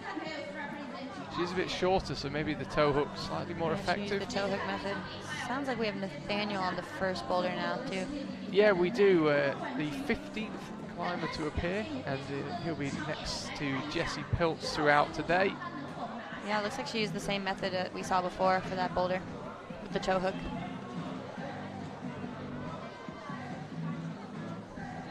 So, Daniel Coleman again, taller climber. How did he get on with men's one? Jessie Piltz, as I mentioned, she's just got underway on the women's one. Here's Vita Lucan, who had a really good stab at women's 3. Trying a different method. I think this is not the way. You have to go up to, I think, that right-hand volume first, just because it's so much better than that left-hand one. And there she figured that out. Angie is safely up to the zone, just trying to figure out how to convert that now into a top. You could see him wiping off his shoe and wiping off the hold, hoping to get a little bit better friction on it. I wonder if I think we're going to see him go for the jump. Oh, no. Flash for him of number 1, and it's still his only top. He got the zone on number 3. From what we're seeing on the men's side, I would imagine 2 tops might see you through. Yeah, absolutely possible. The 2 that seem toppable right now are, men's 4 and men's 1. We have seen a top on men's 3, but it seemed quite hard. And so far, the women's climbs, the only one that hasn't seen a top is number 3, which is that kind of really awkward, hard dyno. Yeah, again on the women's side, hard to say. Two tops could well see you through. Manuel Cornu currently leading the way with 1 top over on the men's side. And interestingly, the top 6 so far have all got 1 top. Remember, we want 6 men, 6 women for the final. Jessie Piltz has got the jump done. She's got the zone on number 1. She's looking good through this section, getting herself into position. I think she sees the toe hook. But, yeah. But didn't quite have the right body position there to do that move, I think. Jane Kim now. Number 2, Jan Hoyer sitting back on the mats on the still untopped men's 2.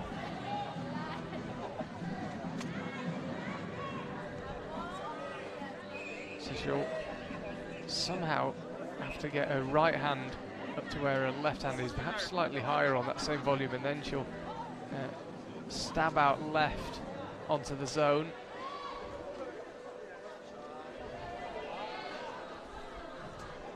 Jan looking up at men's 2. Nobody that we've seen, certainly. I mean, you can. One of the slight problems we have in the semi-final is you can kind of lose track of climbers. You don't see everyone attempt every boulder, but I don't think we've seen anyone attempt the final move on men's 2. No, I don't think we've seen a couple people get control of the zone, that, but not really give a good effort going to the finish. You see Jessie did the jump move, no problem again. Yeah, she seems to have that pretty sorted. 55 seconds left now for Jessie.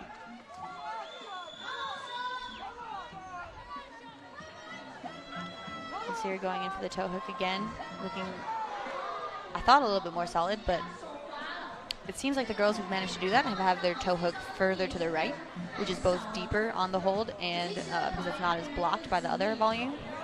So maybe that's the problem that she's having there. Don't think she's going to have time to send it now. There's only 26 seconds left. And I think Jan is going to call it a day on men's 2. Jane Kim, realistically, I'd have thought only has time for a zone here. But it might come in really handy given how tight the scores are right now. I think it seems like a tough set for both the men and the women.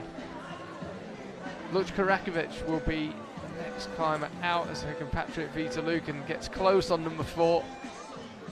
Kokora Fuji gets underway on the men's side. Alex Johnson on number 4 now.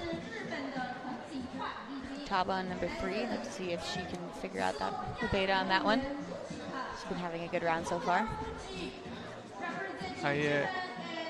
It's quite amusing to see everyone having to put their shoe covers on before they disappear. It's definitely a different way of getting off the mats than usual.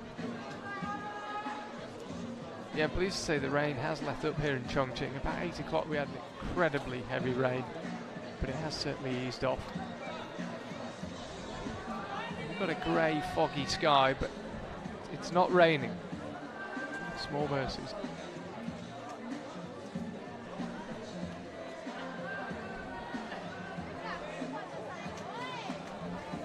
Live stream obviously not good enough for some people. We can see Alana Yip in the background there, actually leading the standings right now. It's Gregor on number 3. So no problem up to the zone. Yeah, he has no problem with those coordination moves. Definitely really good at that style. And those crimps just seem brutal. You can see his face right from blowing off of those right now. I think I heard him. It doesn't look very fun, that's for sure. Yeah, those crimps are no one's idea of a good time. You can see Futaba starting on number 3 now. The beginning of this one doesn't really look that easy either. You know, it's everyone's managed to do it, but it doesn't look like quite a energy saver, you know, and then you have to do this hard dyno. Yeah, it looks an awful long way, that dyno. I wonder if there's some way Futaba could get a bit closer to it. That's why I was wondering if you can put your right foot up on the start hold, but Yeah. since nobody else has done that, I don't think it's probably a method that works. It's one of those things you can see from the audience, and then it's like, just when you're up there, it's like, oh, no way, you know. I know Alex doesn't really like slab, but she's been trying it a lot and been working on it. I wonder if she's not seeing that toe hook or if we just haven't seen her try to attempt it. Yeah, because everybody that's found it has looked really solid on that move. Yeah, again, it's a lot harder to do those toe hook moves, like toe hook catches, when you're a little bit taller because your body's so much further out from the wall. When you're smaller, you're just kind of locked in when you hit it. But I think she should be able to do it, especially if she sees it. Rei Sugimoto battling on men's 2. I'm not sure he'll pull back on, actually. I think he might wait a long time, maybe give himself a minute's rest. Gregor Vazonic not happy with the standard of brushing. Takes it on himself. There's still 2 minutes left for the competitors here. Good amount of time. Nice time to rest and then also try again, which is always nice when you look at the clock and have 2 minutes left, in my opinion. We're seeing Luchka on number 1, who had a really great weekend in Moscow. Yes, she did. And a really great qualifying here yesterday. Just keep churning him out, don't they, Slovenia? It's always crazy to me that such a small country can have so many, like, just amazing climbers. And what's amazing as well is so many great climbers in different realms. They've been one of the strongest alpine climbing nations. Yeah. They're good at, it seems, anything involving going up. They've got it figured out. Yeah. Let's see if Alex Johnson can find the toe hook here. There she did it. There it is. That's good. But as you say, you can see the difference of height makes. Yeah. Just being a bit taller. Yeah, you have to go at it in a much different way. And Alex is looking a little bit better on this one now. Got the zone now. Hopefully she can find a top here. She's certainly got plenty of time. It seems that all the competitors have had to jimmy around, move around on these volumes before they've found their happy place. She looks pretty uncomfortable right now, but I think once she gets this foot up, she'll be a little bit happier. Never quite looked confident with that foot swap. Yeah, that little foot is not very good. I think we just got a better look at it, and it looks like it's dual text except for one tiny little spot of texture, which is always hard to trust. So nothing for Ray, nothing for Chloe Collier on number 2. That's disappointing for her after she found a way seemingly pretty easily on number 1. Yeah, Chloe is another person I thought would have had a good time with number 2. She's a really powerful climber. You know, I always associate powerful climbers with big slopers, so even if that's maybe not the case. Alexei Rubtsov on the left there kind of sailed under the radar in the qualifiers, just quite low key, just got the job done. Petra Klingler, one of the real standouts for me yesterday in the qualifiers, looked really, really strong. Coleman back out, Jessie Pilz back out onto number 2. We're still waiting to see anybody get a zone on, or not zone, a top on men's number 2. So men's 2 and women's 3 currently causing the problems. We're actually going for the match on men's number 1, which I think sets you up nicely in some ways, but also kind of mixes up your hands here for this press.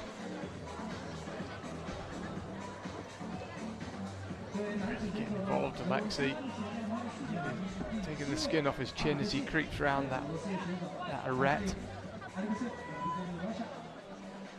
Petra looked close on that Yeah, dyno. Her foot just slipped a little bit as she was going. I think she'll go see her get zoned for sure. Now we see Jessie Pilz battling these slopers on number 2.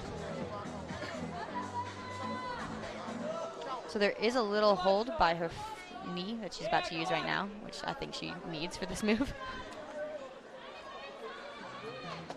She's not seeing that knee bar that we've seen a few other competitors use as well to get matched on this hold, which seems like maybe the easiest method. Okay, so she's going for the foot first method. She's matching the volume before the zone. And this method looks good until right there. It gets you the zone, but it doesn't really seem to get you past it too well. What we saw for Taba trying. Now then, Jan Hoyer, will he go from low down to the top of men's 3? Yeah, you called it earlier. We don't want to say impossible. It looks very difficult to go if you aren't matched before that. I think you really need to find that heel toe can that we saw Yannick find, and then you can go to the finish hold really slowly. And since it's so bad, that's what you need to do. Sometimes you just get up there and you're like, oh, I'm on these terrible crimps. I really just want to finish this. And then you just go for it. It's like, oh, but this was bad too. And it's always a heartbreaker. Crazy method from Petra. Effective, but yeah. It worked. That was really cool. Oh, no. Maybe rushed the top move slightly. I think a little bit. So this was how she did the jump. Caught it on the right hand. The one-hand method. I think that's a super effective way to do that top move, so I think she still has a really good chance of getting a top now if she figures out the jump again at the bottom and then... Well, she ended up in a really strange position and then just kind of unraveled. Yeah, I think there's actually a little gap between those 2 quarter circle volumes, and then so she went left hand in that, which is probably basically a flat, pretty good hold. And then if you can cross, and then she was like really into the toe hook, and you're able to like really straighten your body and use it to your advantage. So I think that's really what she did. But really cool method actually. Elnaz Rakabi on the right there on women's 4. Sean McCall just mentally rehearsing, it would seem, what he needs to do on men's 4. See Jessie Pilz going feet first again for this method. Yeah, this was what Fataba tried to do. He then drop that left knee. The problem is the right foot is so bad that when the left foot releases, you've got nothing left. Yeah, I think it just puts all of your weight on your right arm, and you're not able to weight that left arm at all. So I think the method really is the way that we saw Fanny do it, where you shoulder into that zone and then throw a heel hook up on the right hand hold, and then you can get both your hands over onto the zone hold. Because you really want to be able to weight your left and right hand equally. And that foot up method just makes you like just so on that right arm.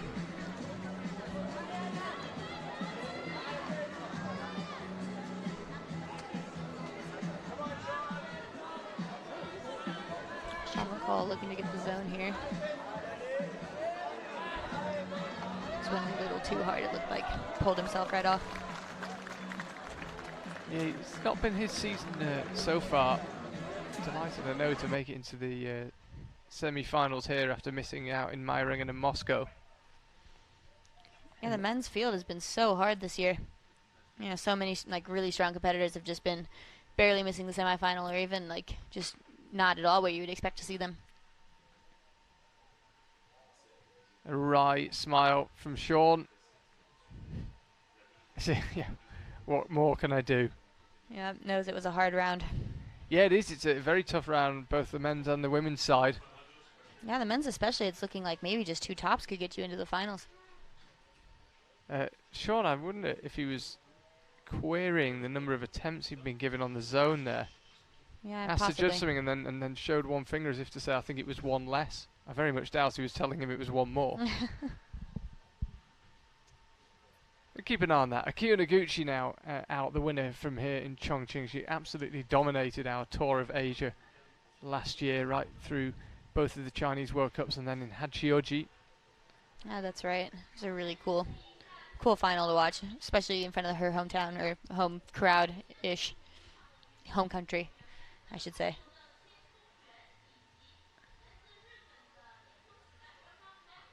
Interestingly, on the jump, she wanted to take as little momentum as possible. But then I don't think she was expecting to have to jab the right hand out. Yeah, I think that move's hard to read, whether it's a carry the momentum through or stop. And as we've seen, it works both methods. So when it's something like that where it works both ways, sometimes it's really hard to decide which way you want to do it. Frustration from Gregor. It looked like he had that move and then his left foot just rotated out behind him. And that pulls your body weight back and then you just no longer have it. The Yanya move. But for some reason it always helps her, you know. Yeah, it does, exactly. For everyone else, it's a hindrance. Taba's making this one look really nice. She has 1 top and 2 zones. So if she can get a top here, she'll be sitting with 2 tops and 3 zones, which could be quite good. Could well be enough for a second successive final. She made it in Moscow. She must be holding on to something on the top of that volume. There's very little there, but there's enough to see her up. So it is 2 tops and 3 zones for her. Yeah, we've seen a couple people go for that little behind the volume crimp. Sometimes it's hard to remember that that's possible to use. So that'll put Futaba Ito, depending on attempts, it'll put her into first or second. She'll move ahead of Fanny Gibert once her top on number 4 is registered. Gregor Vazonik, I think, just looking around to check the time. Luchka Rakovic has gone for the Jesse Peltz Futaba Ito method on this women's 2, where you try and rotate that left leg, but then what you do with your right foot. Yeah, I think it's, like I said, I think that's a great method to get the zone, but I don't think it's a good method to send the boulder. Surprised we haven't seen a top from Akio yet on number 1. Yeah, she was absolutely unstoppable this time last year. Looks like she just had a little bit too much speed going into that and couldn't really get the grip on the hold. Yeah, 2 overall Boulder World Cup champions in Jongwon Chon and Akio Noguchi. 4 titles for Akio down the years and 2 for Jongwon Chon.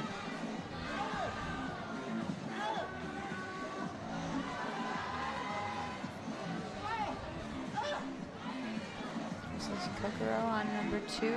Yeah, we still haven't seen a top on number 2. I feel like seen a zone since one of the first competitors even. Yeah, it's been a while since we've seen a zone actually. Potentially we've missed it, but it seems like, yeah, some of these other competitors are having a hard time figuring out that section right there. See Kokoro holding his back after that hard arch move that he was just trying. We'll be in his home city for the World Championships later on this year. We're in Hachioji on the edge of Tokyo.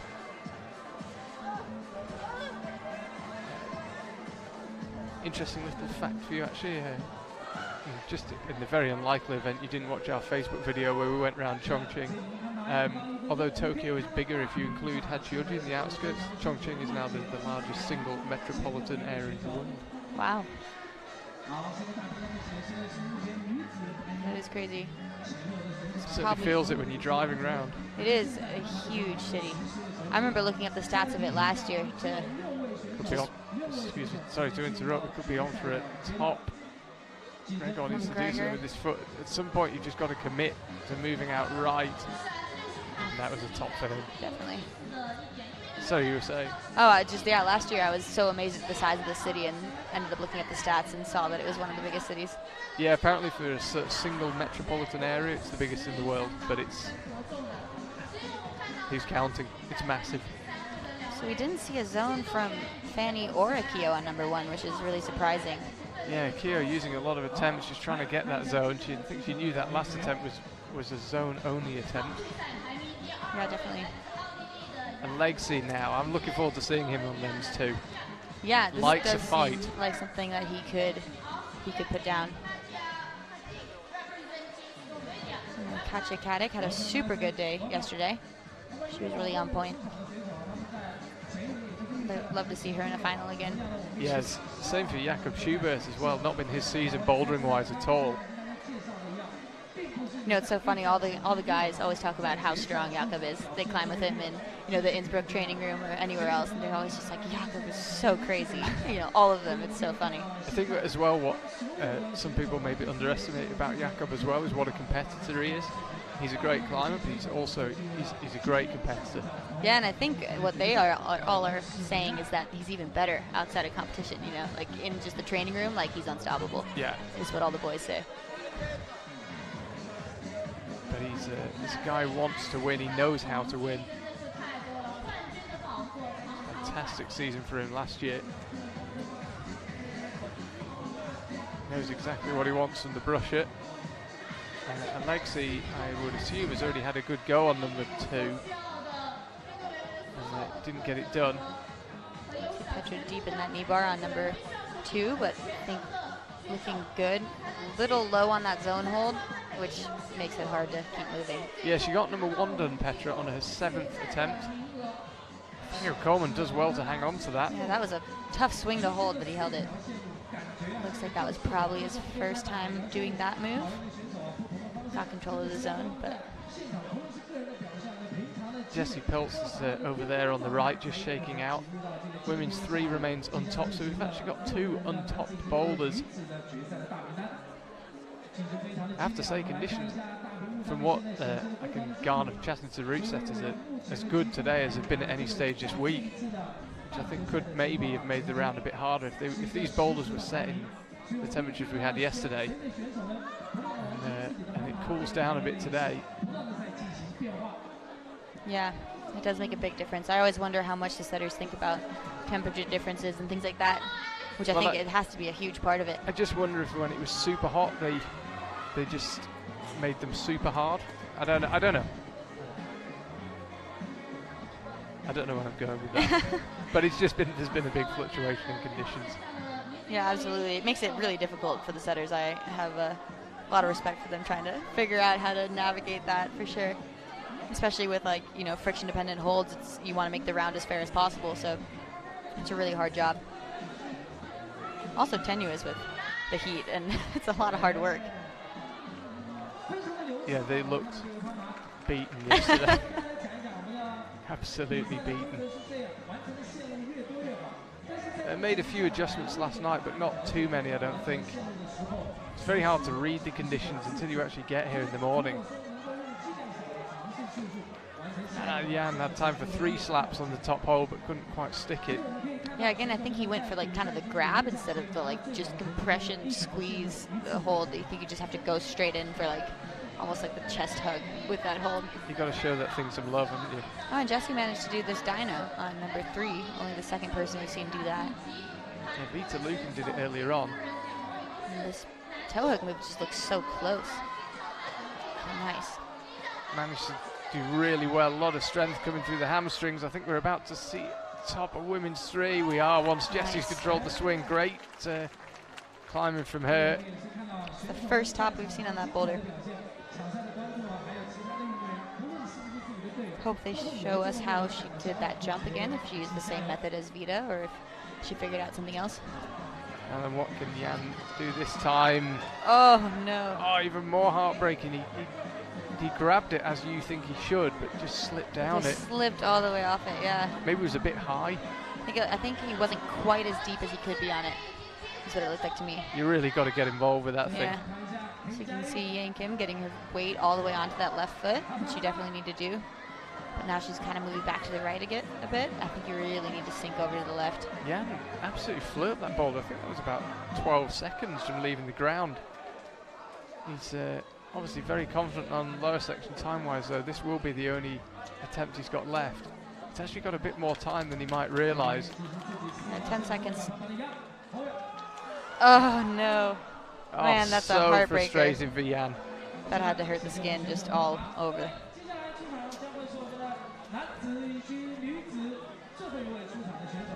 So Tomoa Narasaki and Yanya Gambret make their way out.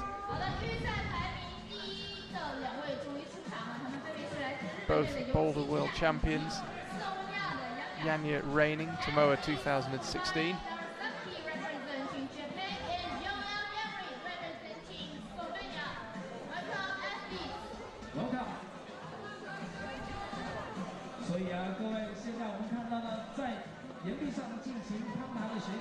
Yanya, take your time to look. This seems like a Yanya boulder if I've ever seen one. Yeah, I would have said the same thing about Akia though, so I'm really surprised that we didn't see a top from her.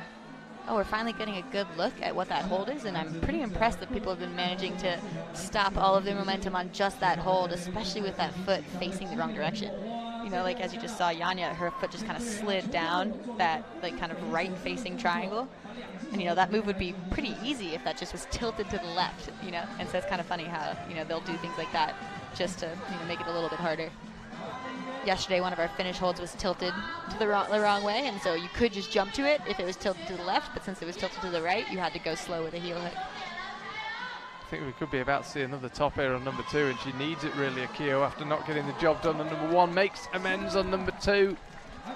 That could save her semi-final round. She left herself with a bit of catching up to do.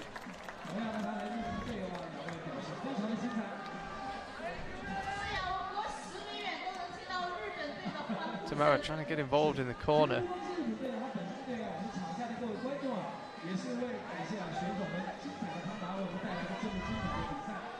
Just to let you know, by the way, the mystery of Alana Yip on number 2, which we have to be honest, we can't actually remember because it was a while ago. It's on the scoreboard here in the venue, it's saying she got a zone, and on, online it's saying she got a top. We'll see. And Yanya made that just look so easy at the top. Easily found that toe hook. Getting through that with a nice amount of rest for her next boulder too. So this was how she did the jump, I'm assuming.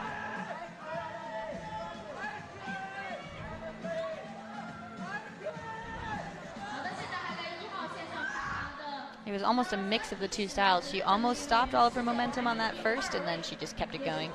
She's thinking whilst doing it, I think, figuring it out. She moves Chloe Collier and Rose Sugimoto over on the right-hand side.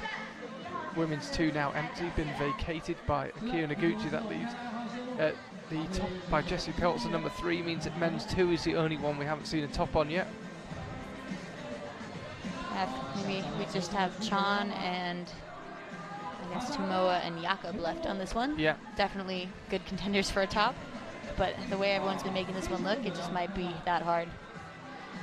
Yeah, you'd have thought Jongwon Chon would be one of the climbers in with a good shout. It's that move there that just looks beyond desperate. Yeah, and what's interesting is we saw the first like probably 3 competitors I think all get control of the zone, no problem, and we've seen a lot of competitors having a lot of trouble with it now.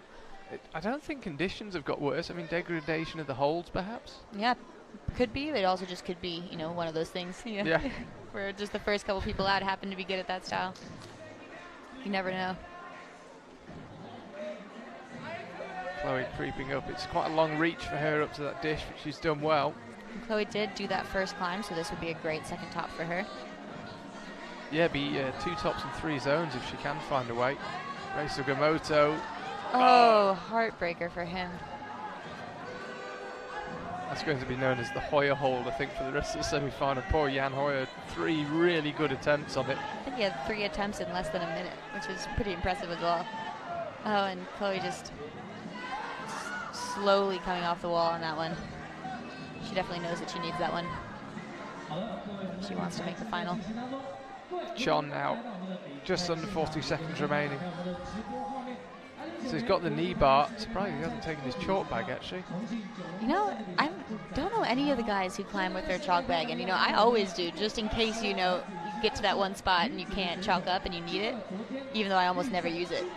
I just always wear it. I think it was Dave Barons earlier on who got the knee bar in there, wasn't it? Yeah. And he had his chalk bag.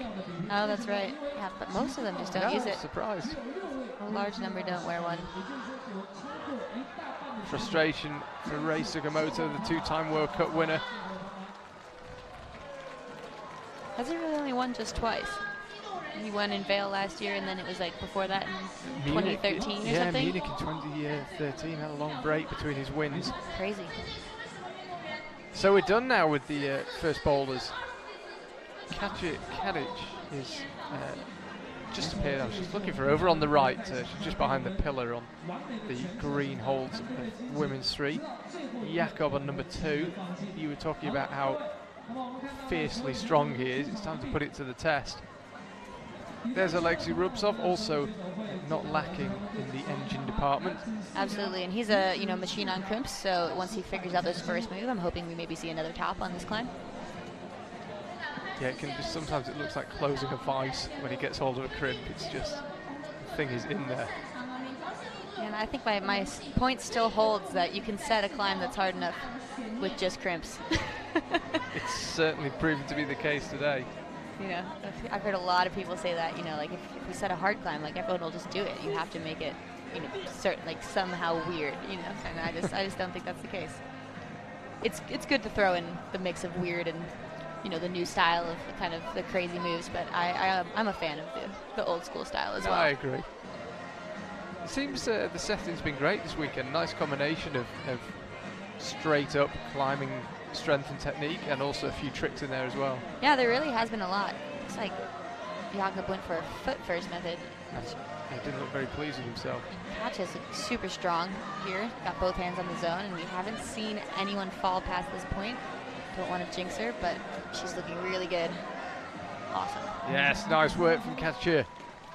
Top for her on number 2, so that's 2 tops in the first 2 boulders. She's the only climber so far to have managed that, actually, to have topped both of the first 2. I think that was Jessie Pilz falling after a successful top, jumping down, I should say. So Alexei Rubtsov, he's got the jump. You said about how good he is on the crimps. Looks strong on them so far. He looks comfortable, I would say. If he keeps that heel in, like we saw Yannick do, it seems to be the method. He's going to take it out, but maybe. Wow! Alexei, I was about to say, he hasn't done it yet. Man. You could tell he moved his hand down onto the left-hand crimp, yeah, and but he just didn't like the look of it, I don't think. And you could really see how bad that last hold was. There, he got it again, and then just didn't have it enough to match it. Yeah, I think when Alexei Rubtsov gets a solid hand on a hold and then can't stay on it, it's probably a sign that it's probably bad. Pretty poor. Yeah, and the way Yannick did it was really good. He just kept that heel-toe cam and just matched those 2 crimps and went pretty static to that last hold and was able to match it because he had that tension between the foot all the way up to the hand. It's just the right distance apart that you can like kind of lean on that foot and then put compression between that and that bad hold. So women's 4 vacated by Jessie Pilz. She flashed that, by the way, at number 4. First flash of number 4 for the women. 2 tops and 4 zones for Jessie Pilz, currently leading the way. And that is enough to get her in the final. We've only got 5 climbers still to finish, so Jessie in first place knows she'll be in the top 6. So Jessie Pilz, the first person, guaranteed her place in the final. Jakob Schubert on number 2. I have to say, I fear that with only Tomoa to come, if I had to back one of them to do it, I'd probably say Jakob would be more likely to do this boulder. If he can't do it, I fear it might not get topped. Hopefully Tomoa will prove me wrong. Yeah, after seeing nobody get the top, I'm losing the faith that we're going to see a top in this one. Yeah, I am slightly. We've got a minute to go. Jakob's been quite vocal in the past that he'd like harder boulders. He's certainly getting them today. Yeah, absolutely. I think we could see him do absolutely really well on this number 3 once he gets that first move. He, again, is a monster on crimps, so you can see just how bad those crimps are. You can see Alexei, ideally, he'd like to have his left hand on the left-hand crimp and then be able to bring the right up. You can see him shaking out. It's never fun to dry fire. This could have been a wet fire, honestly, given the conditions, though. It's still really foggy outside. Yeah, the wall is covered, but only just, which means that the mats get wet, and the moisture really kind of creeps into the competition area. Oh, like Jan doing Hoyer. The same Jan Hoyer move, yeah. The time about to be up on that rotation. Yanya and Tomoa now make their way out onto the second boulders. Kia Noguchi runs past the camera. She will be off onto boulder 3. It's Chongwon Chon on number 3. Luchka's going to be over on the right hand side with Kokora Fuji. Still not entirely sure what you'll exactly need to make it for the women. I'm thinking 2 tops. I'm just looking down the order now. Yeah, Kacha. So Shima Shirashi is currently in 6th place with 1 top and 3 zones. Everyone above her has 2 tops. It'll probably be 2. We still have Akio and Yanya not in that top 6 as of yet. 2 tops and 3 zones, I would say. Yanya just made this green climb look absolutely easy. Yanya absolutely cruising. It's quite interesting actually. Gregor Vazonik was saying, obviously they hang out in the hotel. I said, come on, what's the secret with Yanya? He's been hanging out with her a bit this week. He said, that's the worst thing, there is no secret. She's not making sacrifices of animals in the room or going through some weird rituals. I said, no, she just seems perfectly normal. I can't figure it out. You know what's great is that she's also like, a super nice, awesome person. So, yeah, it's easy to be happy for her doing so well. Yeah, absolutely. But yeah, he assures me there is no secret. Akio easily doing that dyno on women's 3, so hopefully going to see another top on this one. Yeah, could hopefully see a second top. We certainly got again, clever. Depends how you define use, but I think she was getting hold of that just in case. Interesting that the heel hook here is the method. I thought it was a clear toe hook, but I think we also saw Jessie do that, but she heel hooked the actual better part of that volume. So it'll be a zone for Akio as it stands. Ditto for Jongwon Chon, who also dry fired off that second to last hold. It's pretty crucial for Akio to at least have zone on that boulder, since she didn't get zone on the first one. Yeah, it would leave her needing a top of women's 4 to stand a really good chance of make it through. I'd be surprised if she does not top number 4, but you never know with slabs. Sometimes it just doesn't click. There's Kokoro. Interesting enough, Manuel Cornu, the first man out in the semi-final, looked. Was it Manuel who topped number 4? He did number 4, yeah, in 11 tries. That was it. Yes, 11 tries, but the last move he looked relatively solid when he actually got it. Yeah. And then we've seen a lot of people falling from that move. Yeah, I think you just have to get the wrap just right, and then it feels good. And it's one of those ones, if you don't get it right, it just feels terrible, It's weird how sometimes moves will go like that. It'll go from feeling totally impossible to be like, oh, this is fine in like one try, just because of like a tiny change in beta. So there actually is a hold in this left volume that I just saw in the last pan over. You can barely see it. It's red on red, but there's a little crimp as an undercling. Oh no, Kokoro looked so solid and then just slipped off that finish hold. So here's Jongwon Chon. He's already been up here before. Ooh, tries to cross through with the right hand. Going for a cross-through method, and you can see Akio using the same method as Jessie here now with the heel hook. So Andrzej Perhak of Slovenia, he's going to be in the final. He's leading the way, top for Akio, second top of that boulder, I believe. After Jessie Piltz, yeah. Andrzej leading the way. He's the only man with 2 tops. See there on the women's side, Ashima with 1 top. I think when the scores update will actually already be out, because Yanya Gambra has got 2. As I say, the rainstorm not done the internet any good here, so we are slightly slow with the scores updating. Also has 2. Yes, so Akio will also move up. Both of them up in the top 6. Annie G. Bear's living dangerously. Kokoro there gets the finish on number 4 after that heartbreaker on his last try. That was definitely going to be his last attempt on that one too, so it was a pretty clutch finish for him. What can Luchka find on number 4? This would be her first top, if I'm not wrong, so it'd be a really good boost for her in the rankings. Yeah, she's got 2 zones already. Make it 3 actually now that she's got this one. And And that sadly is how her rotation will end. It will be 3 zones and no tops.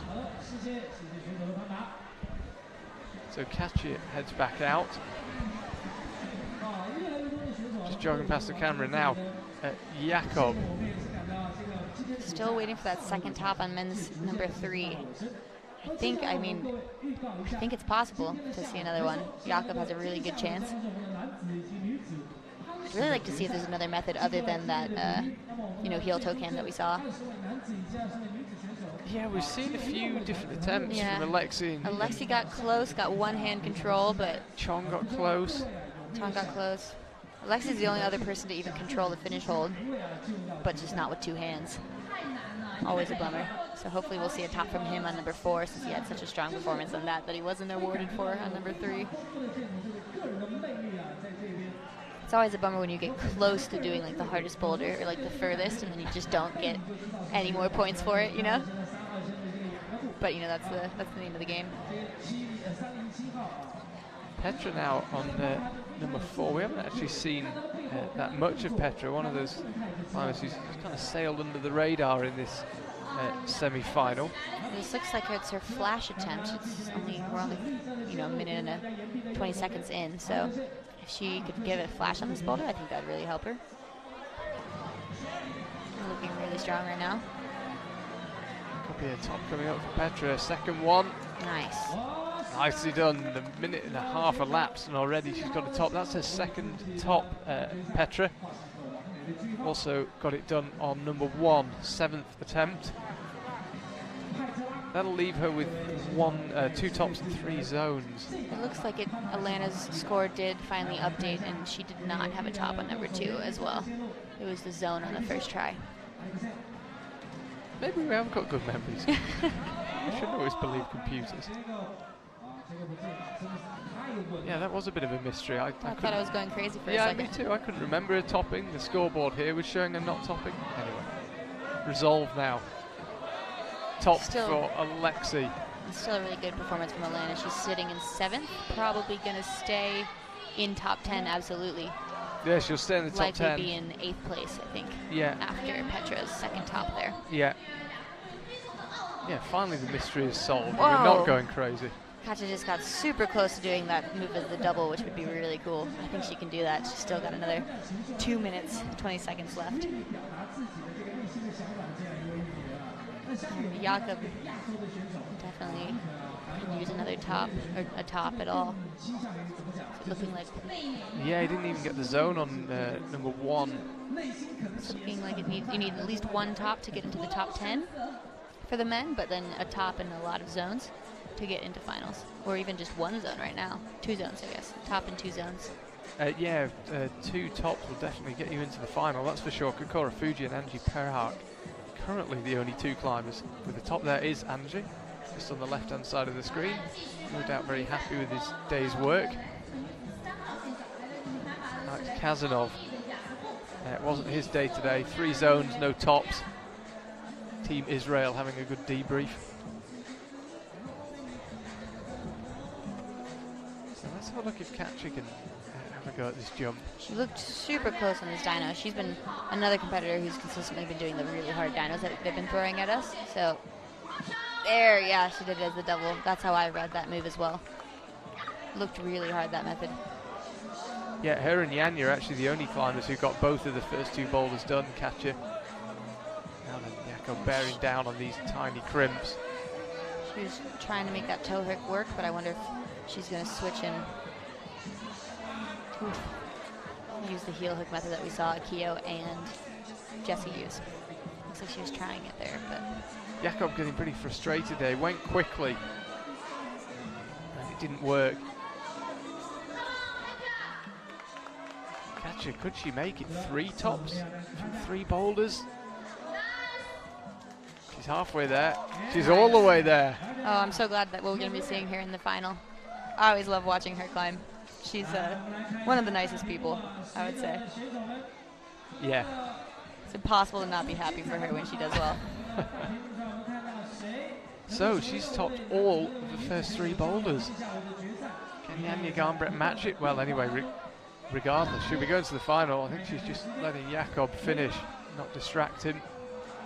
And he can't find a way. But it did at least get topped. Men's 3, sorry. I think how many zones does Jakob have? Because he still has a chance of making the final with just one top, I believe, on number 4. Yeah, so it's not over yet for him. Well, he didn't get anything on number 1. That is true. But he'll have a zone, so he'll need to get the remaining... Depends if he got zone number 2, would be pretty crucial. Yeah, we're still waiting. Apologies at home. We're bringing you the scores whenever we get them. Janja Garnbret back out on number 3. Can she match Katja Kadic and top all 3 of the first 3 boulders? Tomoe Narasaki now having a look at number 3. I don't think we saw much of a glimpse of him on number 2. No, I don't think we got to see him at all, really, in either of the first 2 boulders. He found a top on number 1, 6th attempt, but nothing doing at all for him on men's 2. So men's 2 sadly will go untopped. It looks like he got zone in 6 and a top in 6, so he's probably having some trouble with that press move like we saw a lot of other competitors having trouble with on number 1. So Janja at least getting a good challenge here.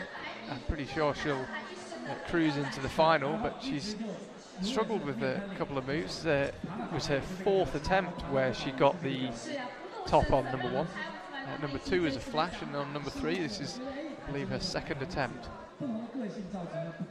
So after her final in Moscow where she flashed every boulder, a good challenge today.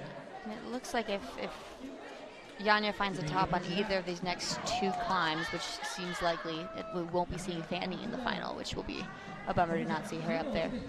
Yeah, she's been really consistent, extraordinarily consistent, but yesterday just didn't quite get on with it. It seems the same thing's happened again today. Yeah, on the boulders that she did, she absolutely annihilated them today, but then she just had a hard time on number 1 and number 3, as we saw a lot of people having trouble with. So Keogh, after a bit of a shaky start, has now ended up with 2 tops and 3 zones as it stands, and looking pretty good on number 4. I imagine we'll be reasonably confident she can find a way. I think already, though, she's guaranteed a spot in the final just based on who is remaining. Katja Kadic is in 1st already, and she's the next one to go on number 4. And then Janja is the only other one left. And once she gets this zone, she'll be in a good spot as well. Yeah, he's got the jump done, Janja. Again, as we've seen with the climbers who've got to this stage, just trying to figure out what to do with the feet. Now she's up there to the zone, and that will be a top for her. Easy top. She actually made the toe hook method work. That was a replay, apparently, by the way, of Janja. Top for her anyway, so 3 tops on the first 3 boulders for the 2 Slovenians. Chon now lining it up on men's 4. Can Tomoe find a top on number 3? Looking to finish this one. All these competitors take out that heel toe cam that's worked so well for Yannick, so if it's not immediately obvious. People often talk about, quite rightly, about Tomoe's ability to jump and do coordination moves, but I sometimes think people forget just how strong he is. You can't get in position to attempt that final move without being an absolute monster on crimps. Yeah, absolutely. So Keogh, who we're pretty sure is in the final anyway, would like to finish with a top, I'm sure. She'll have 2 tops and 3 zones. Can she make it 3 tops? It looks like she's almost getting, that's the beta now. She almost got distracted by that volume crimp last time and got too sucked into it, I think, and that's what made her fall. She tried to stand all the way up, basically just fingernail crimping that right hand hold. So she was made to work for that one, Akira Noguchi. Couldn't find a way on number 1, and I think was left with a bit of catching up to do, but she certainly did it. And Tomoe, I wondered if he might just call it a day. I think he will. Yeah, he wouldn't have time to get back up and have a really good go. Looking really tired there on that last try. So Keogh, yeah, she'll move up It'll depend on attempts, but she'll certainly move into the top 3 for the semi-final. She used quite a few attempts, I think, on number 4. Chon, optimistic as ever. I don't think he realises, I don't know if he heard the beeps. Not an amazing round for him, I would say. Yeah, never quite got going. Jakob immediately has to brush it. Brutal round for the men. You know, Yeah. seems to be the pattern that we've been seeing is, you know, kind of almost too easy boulders for the qualifiers, and then for the men especially, and then a little bit hard for the semifinals. So it was definitely the pattern we saw in Meiringen and as well in Moscow. Not so much, I guess, as in Moscow, but it was a hard semifinal all around. Well, Jakob Schubert just had a good joke with Katja Kadic about what, I'm not sure. He's not going to make the final. He's only got 1 zone so far, so even if you can find a top here, 1 top and 2 zones will not be enough. Which is a shame for him, because he was pretty disappointed in Moscow and Meiringen. Yeah, it looks like you definitely need 1 top and 3 zones in order to make it, and that's right now Rei Sugimoto. Yeah, who we just saw a second ago, actually looking surprisingly relaxed. But yeah, I was about to say, disappointing for Jakob after looking so strong yesterday. Finally gets a good day. Yeah. Just hasn't quite gone his way in the semi-final. No, I something, you know, about Jakob is that he doesn't really like slab climbing, and I find that volumes on an overhang, which their second climb was, kind of climbs like slab climbing. That's maybe just my opinion. I don't know. That might be an unpopular opinion. And so I find if you don't like slabs, you kind of also tend to not like volumes on an overhang, but maybe that's just me. So maybe not the best round for him, just style-wise. Yeah, he's finishing, you'd imagine, on the boulder he'd like least of all as well, but sadly it won't be enough regardless of what happens. Katja Kadic has laid waste to everything in Chongqing. Super solid right now. Not unlikely that we'll see a top from her on this one as well, and then she'll have 4 tops.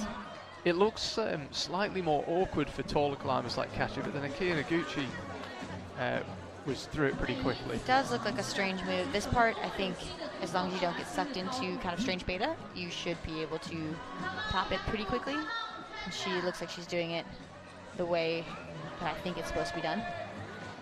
Yeah, I mean, the top hold is relatively good if you can get 1 good hand on it. Now we see it from Katja, so 4 tops for her. What a semi-final. Super awesome round for her. Team New Zealand down the front there. It looks like Tomoa will need to get at least zone on this boulder in order to make it into the top 6. Maybe push out his teammate Rei. Well, actually, it'll come down to attempts. Yeah, as if he gets the top, he'll absolutely be in. If he gets the top, he's in, yeah. He'll be one of 2 other competitors who have 2 tops in this round. So it's a really brutal round. Yeah, nobody's going to finish with more than 2 tops on the men's side. As you say, absolutely savage round. Tomoa does actually need something though. If it's zone, it'll come down to attempts. If he could find the top, he'll be safely into the final. And Jakob with 1:25 to go. Sadly, he's not going to make it through to the final.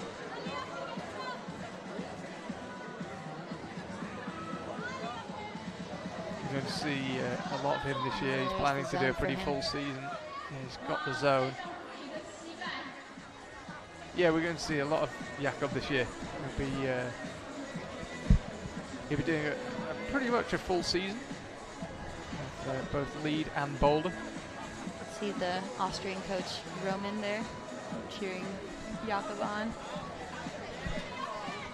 Yeah, you can see him down there in 18th place.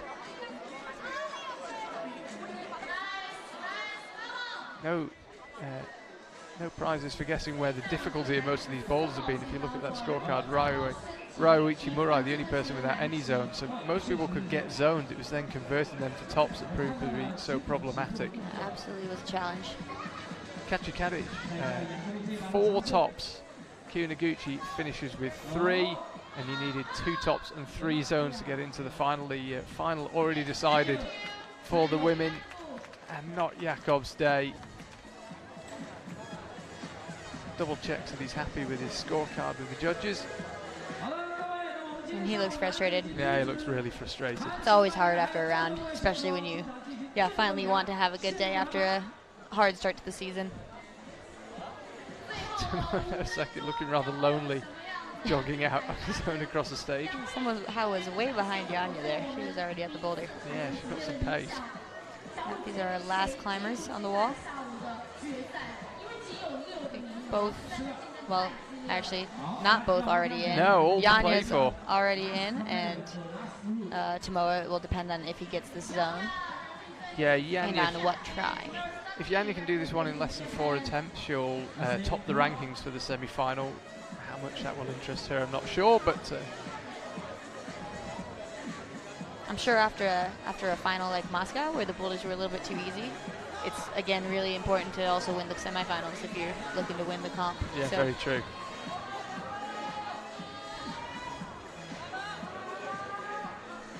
So safely up to the zone for Janja, so that means she'll finish at least second. She'll move ahead of Akira Noguchi, and a top on this attempt would put her at top of the rankings. Yeah, it's a good point you make. I wouldn't have thought, if this was a super burly physical boulder where you were losing lots of skin and burning lots of energy, I wouldn't be surprised if Janja didn't exert herself too much on it. But as it is, she hasn't exerted herself too much and she's found the top. So 4 tops for Janja. On attempts, she will move ahead of Katja Kadic. flash on that last one. Yeah, so 2 flashes in the end for Janja. She got Boulder 1 done on her 4th attempt and Boulder 3 done on her 2nd attempt. And that was zone for Tomoa on, I'm assuming, fairly low tries now. I still don't think that was enough. Yeah, it was his first attempt, but it's still not enough. That's 7, so it's So top he'll or need bust a top for on this one. Tomoa. Wow, that Oh. was so close. You know, he still has another 3 minutes. He made that first move that we saw a lot of people having trouble with, getting to the zone, pretty easy, so he definitely has a lot more attempts on that. It's always tricky to figure out how aware the climbers are of what they need to do, Yeah, it is hard to say. because he's 7th and this will move him up. I think after a round like this, especially, you know that like a top can make a difference, or a zone even. Yeah, So, especially when he's only got 1 top. He must have a pretty good idea that this could be crucial. God, he was close then. We've seen some heartbreakers on that move, but I think that was the most heartbreaky of all. yeah, that was probably the worst one we've seen. He like hit it again, kind of held it, and then fell off. I mean, he was up there long enough to actually be considered in control, but he never quite Somewhat, stopped moving. no, but I agree, it didn't really count. But I think this go, he's gonna, just know what to do and do it. Ooh, or maybe not. Ah, he's getting, yeah. You can see him smiling, but he needs to find a way here. As it stands, Rei Sugimoto would progress to the final, not Tomoa. It's a hard position for the Japanese team to be in right now then. Watching, one teammate would be in and one teammate would be out either way. Yeah, Kokoro's safely through, so they've already got 1 man through, and they'll have 2 women through as well, Akira Noguchi and Futaba Ito both through.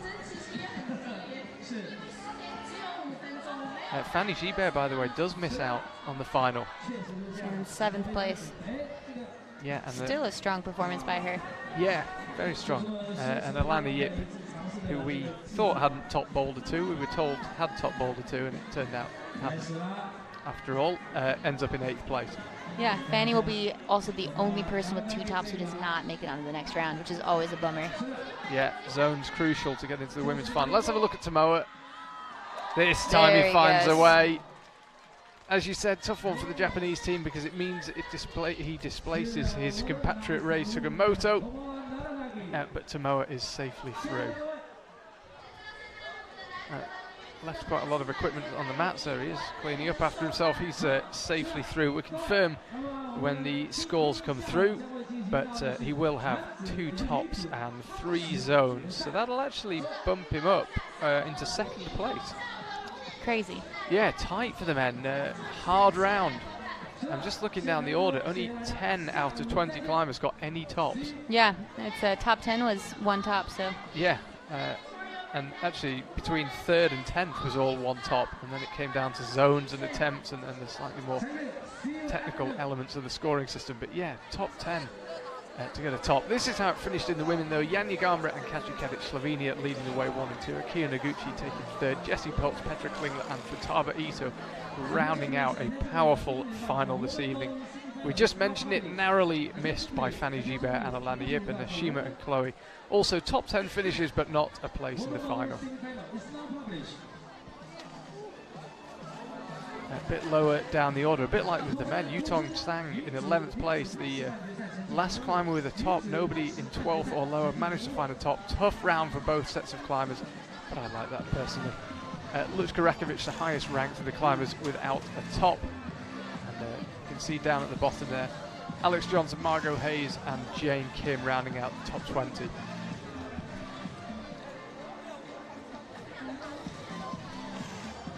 So Angie Perhak continues his excellent form in 2019. He's safely into the final in 1st place, joining him after a bit of a near miss on the final boulder. Tomoe Narasaki, his compatriot Kokoro Fuji will be in company. The entertainer Manuel Corner in 4th place. Sasha Lehman came out really strong early on with the top of boulder 1. He makes it through, as does Alexei Rubsov. Rei Sugimoto displaced at the last second by Tomoe Narasaki. And Gregor Vazonik in 8th place narrowly misses out. Ditto Mikhail Marwem and Yannick Floer, the only other 2 climbers with a top in what was a tough round for the men. And lower down the order, World Bouldering Champion Kai Harada, 4 zones but no tops. As I say, a lot of the final sections of boulders very tough here. So every climber apart from Ryoichi Murai ended up with at least a zone, but only 10 of them could convert it into a top. So, Kyra, thank you very much for joining me. It's been a lot of fun watching you climb, and an absolute pleasure to have you in the commentary box. Thank you. Well, thank you. It's fun to be here. And we will see you guys watching at home later on today. We hope there are no scheduling issues. Keep an eye on the IFSC website and social media page, but if the weather holds, we're expecting the finals to go ahead as scheduled. We'll speak to you later.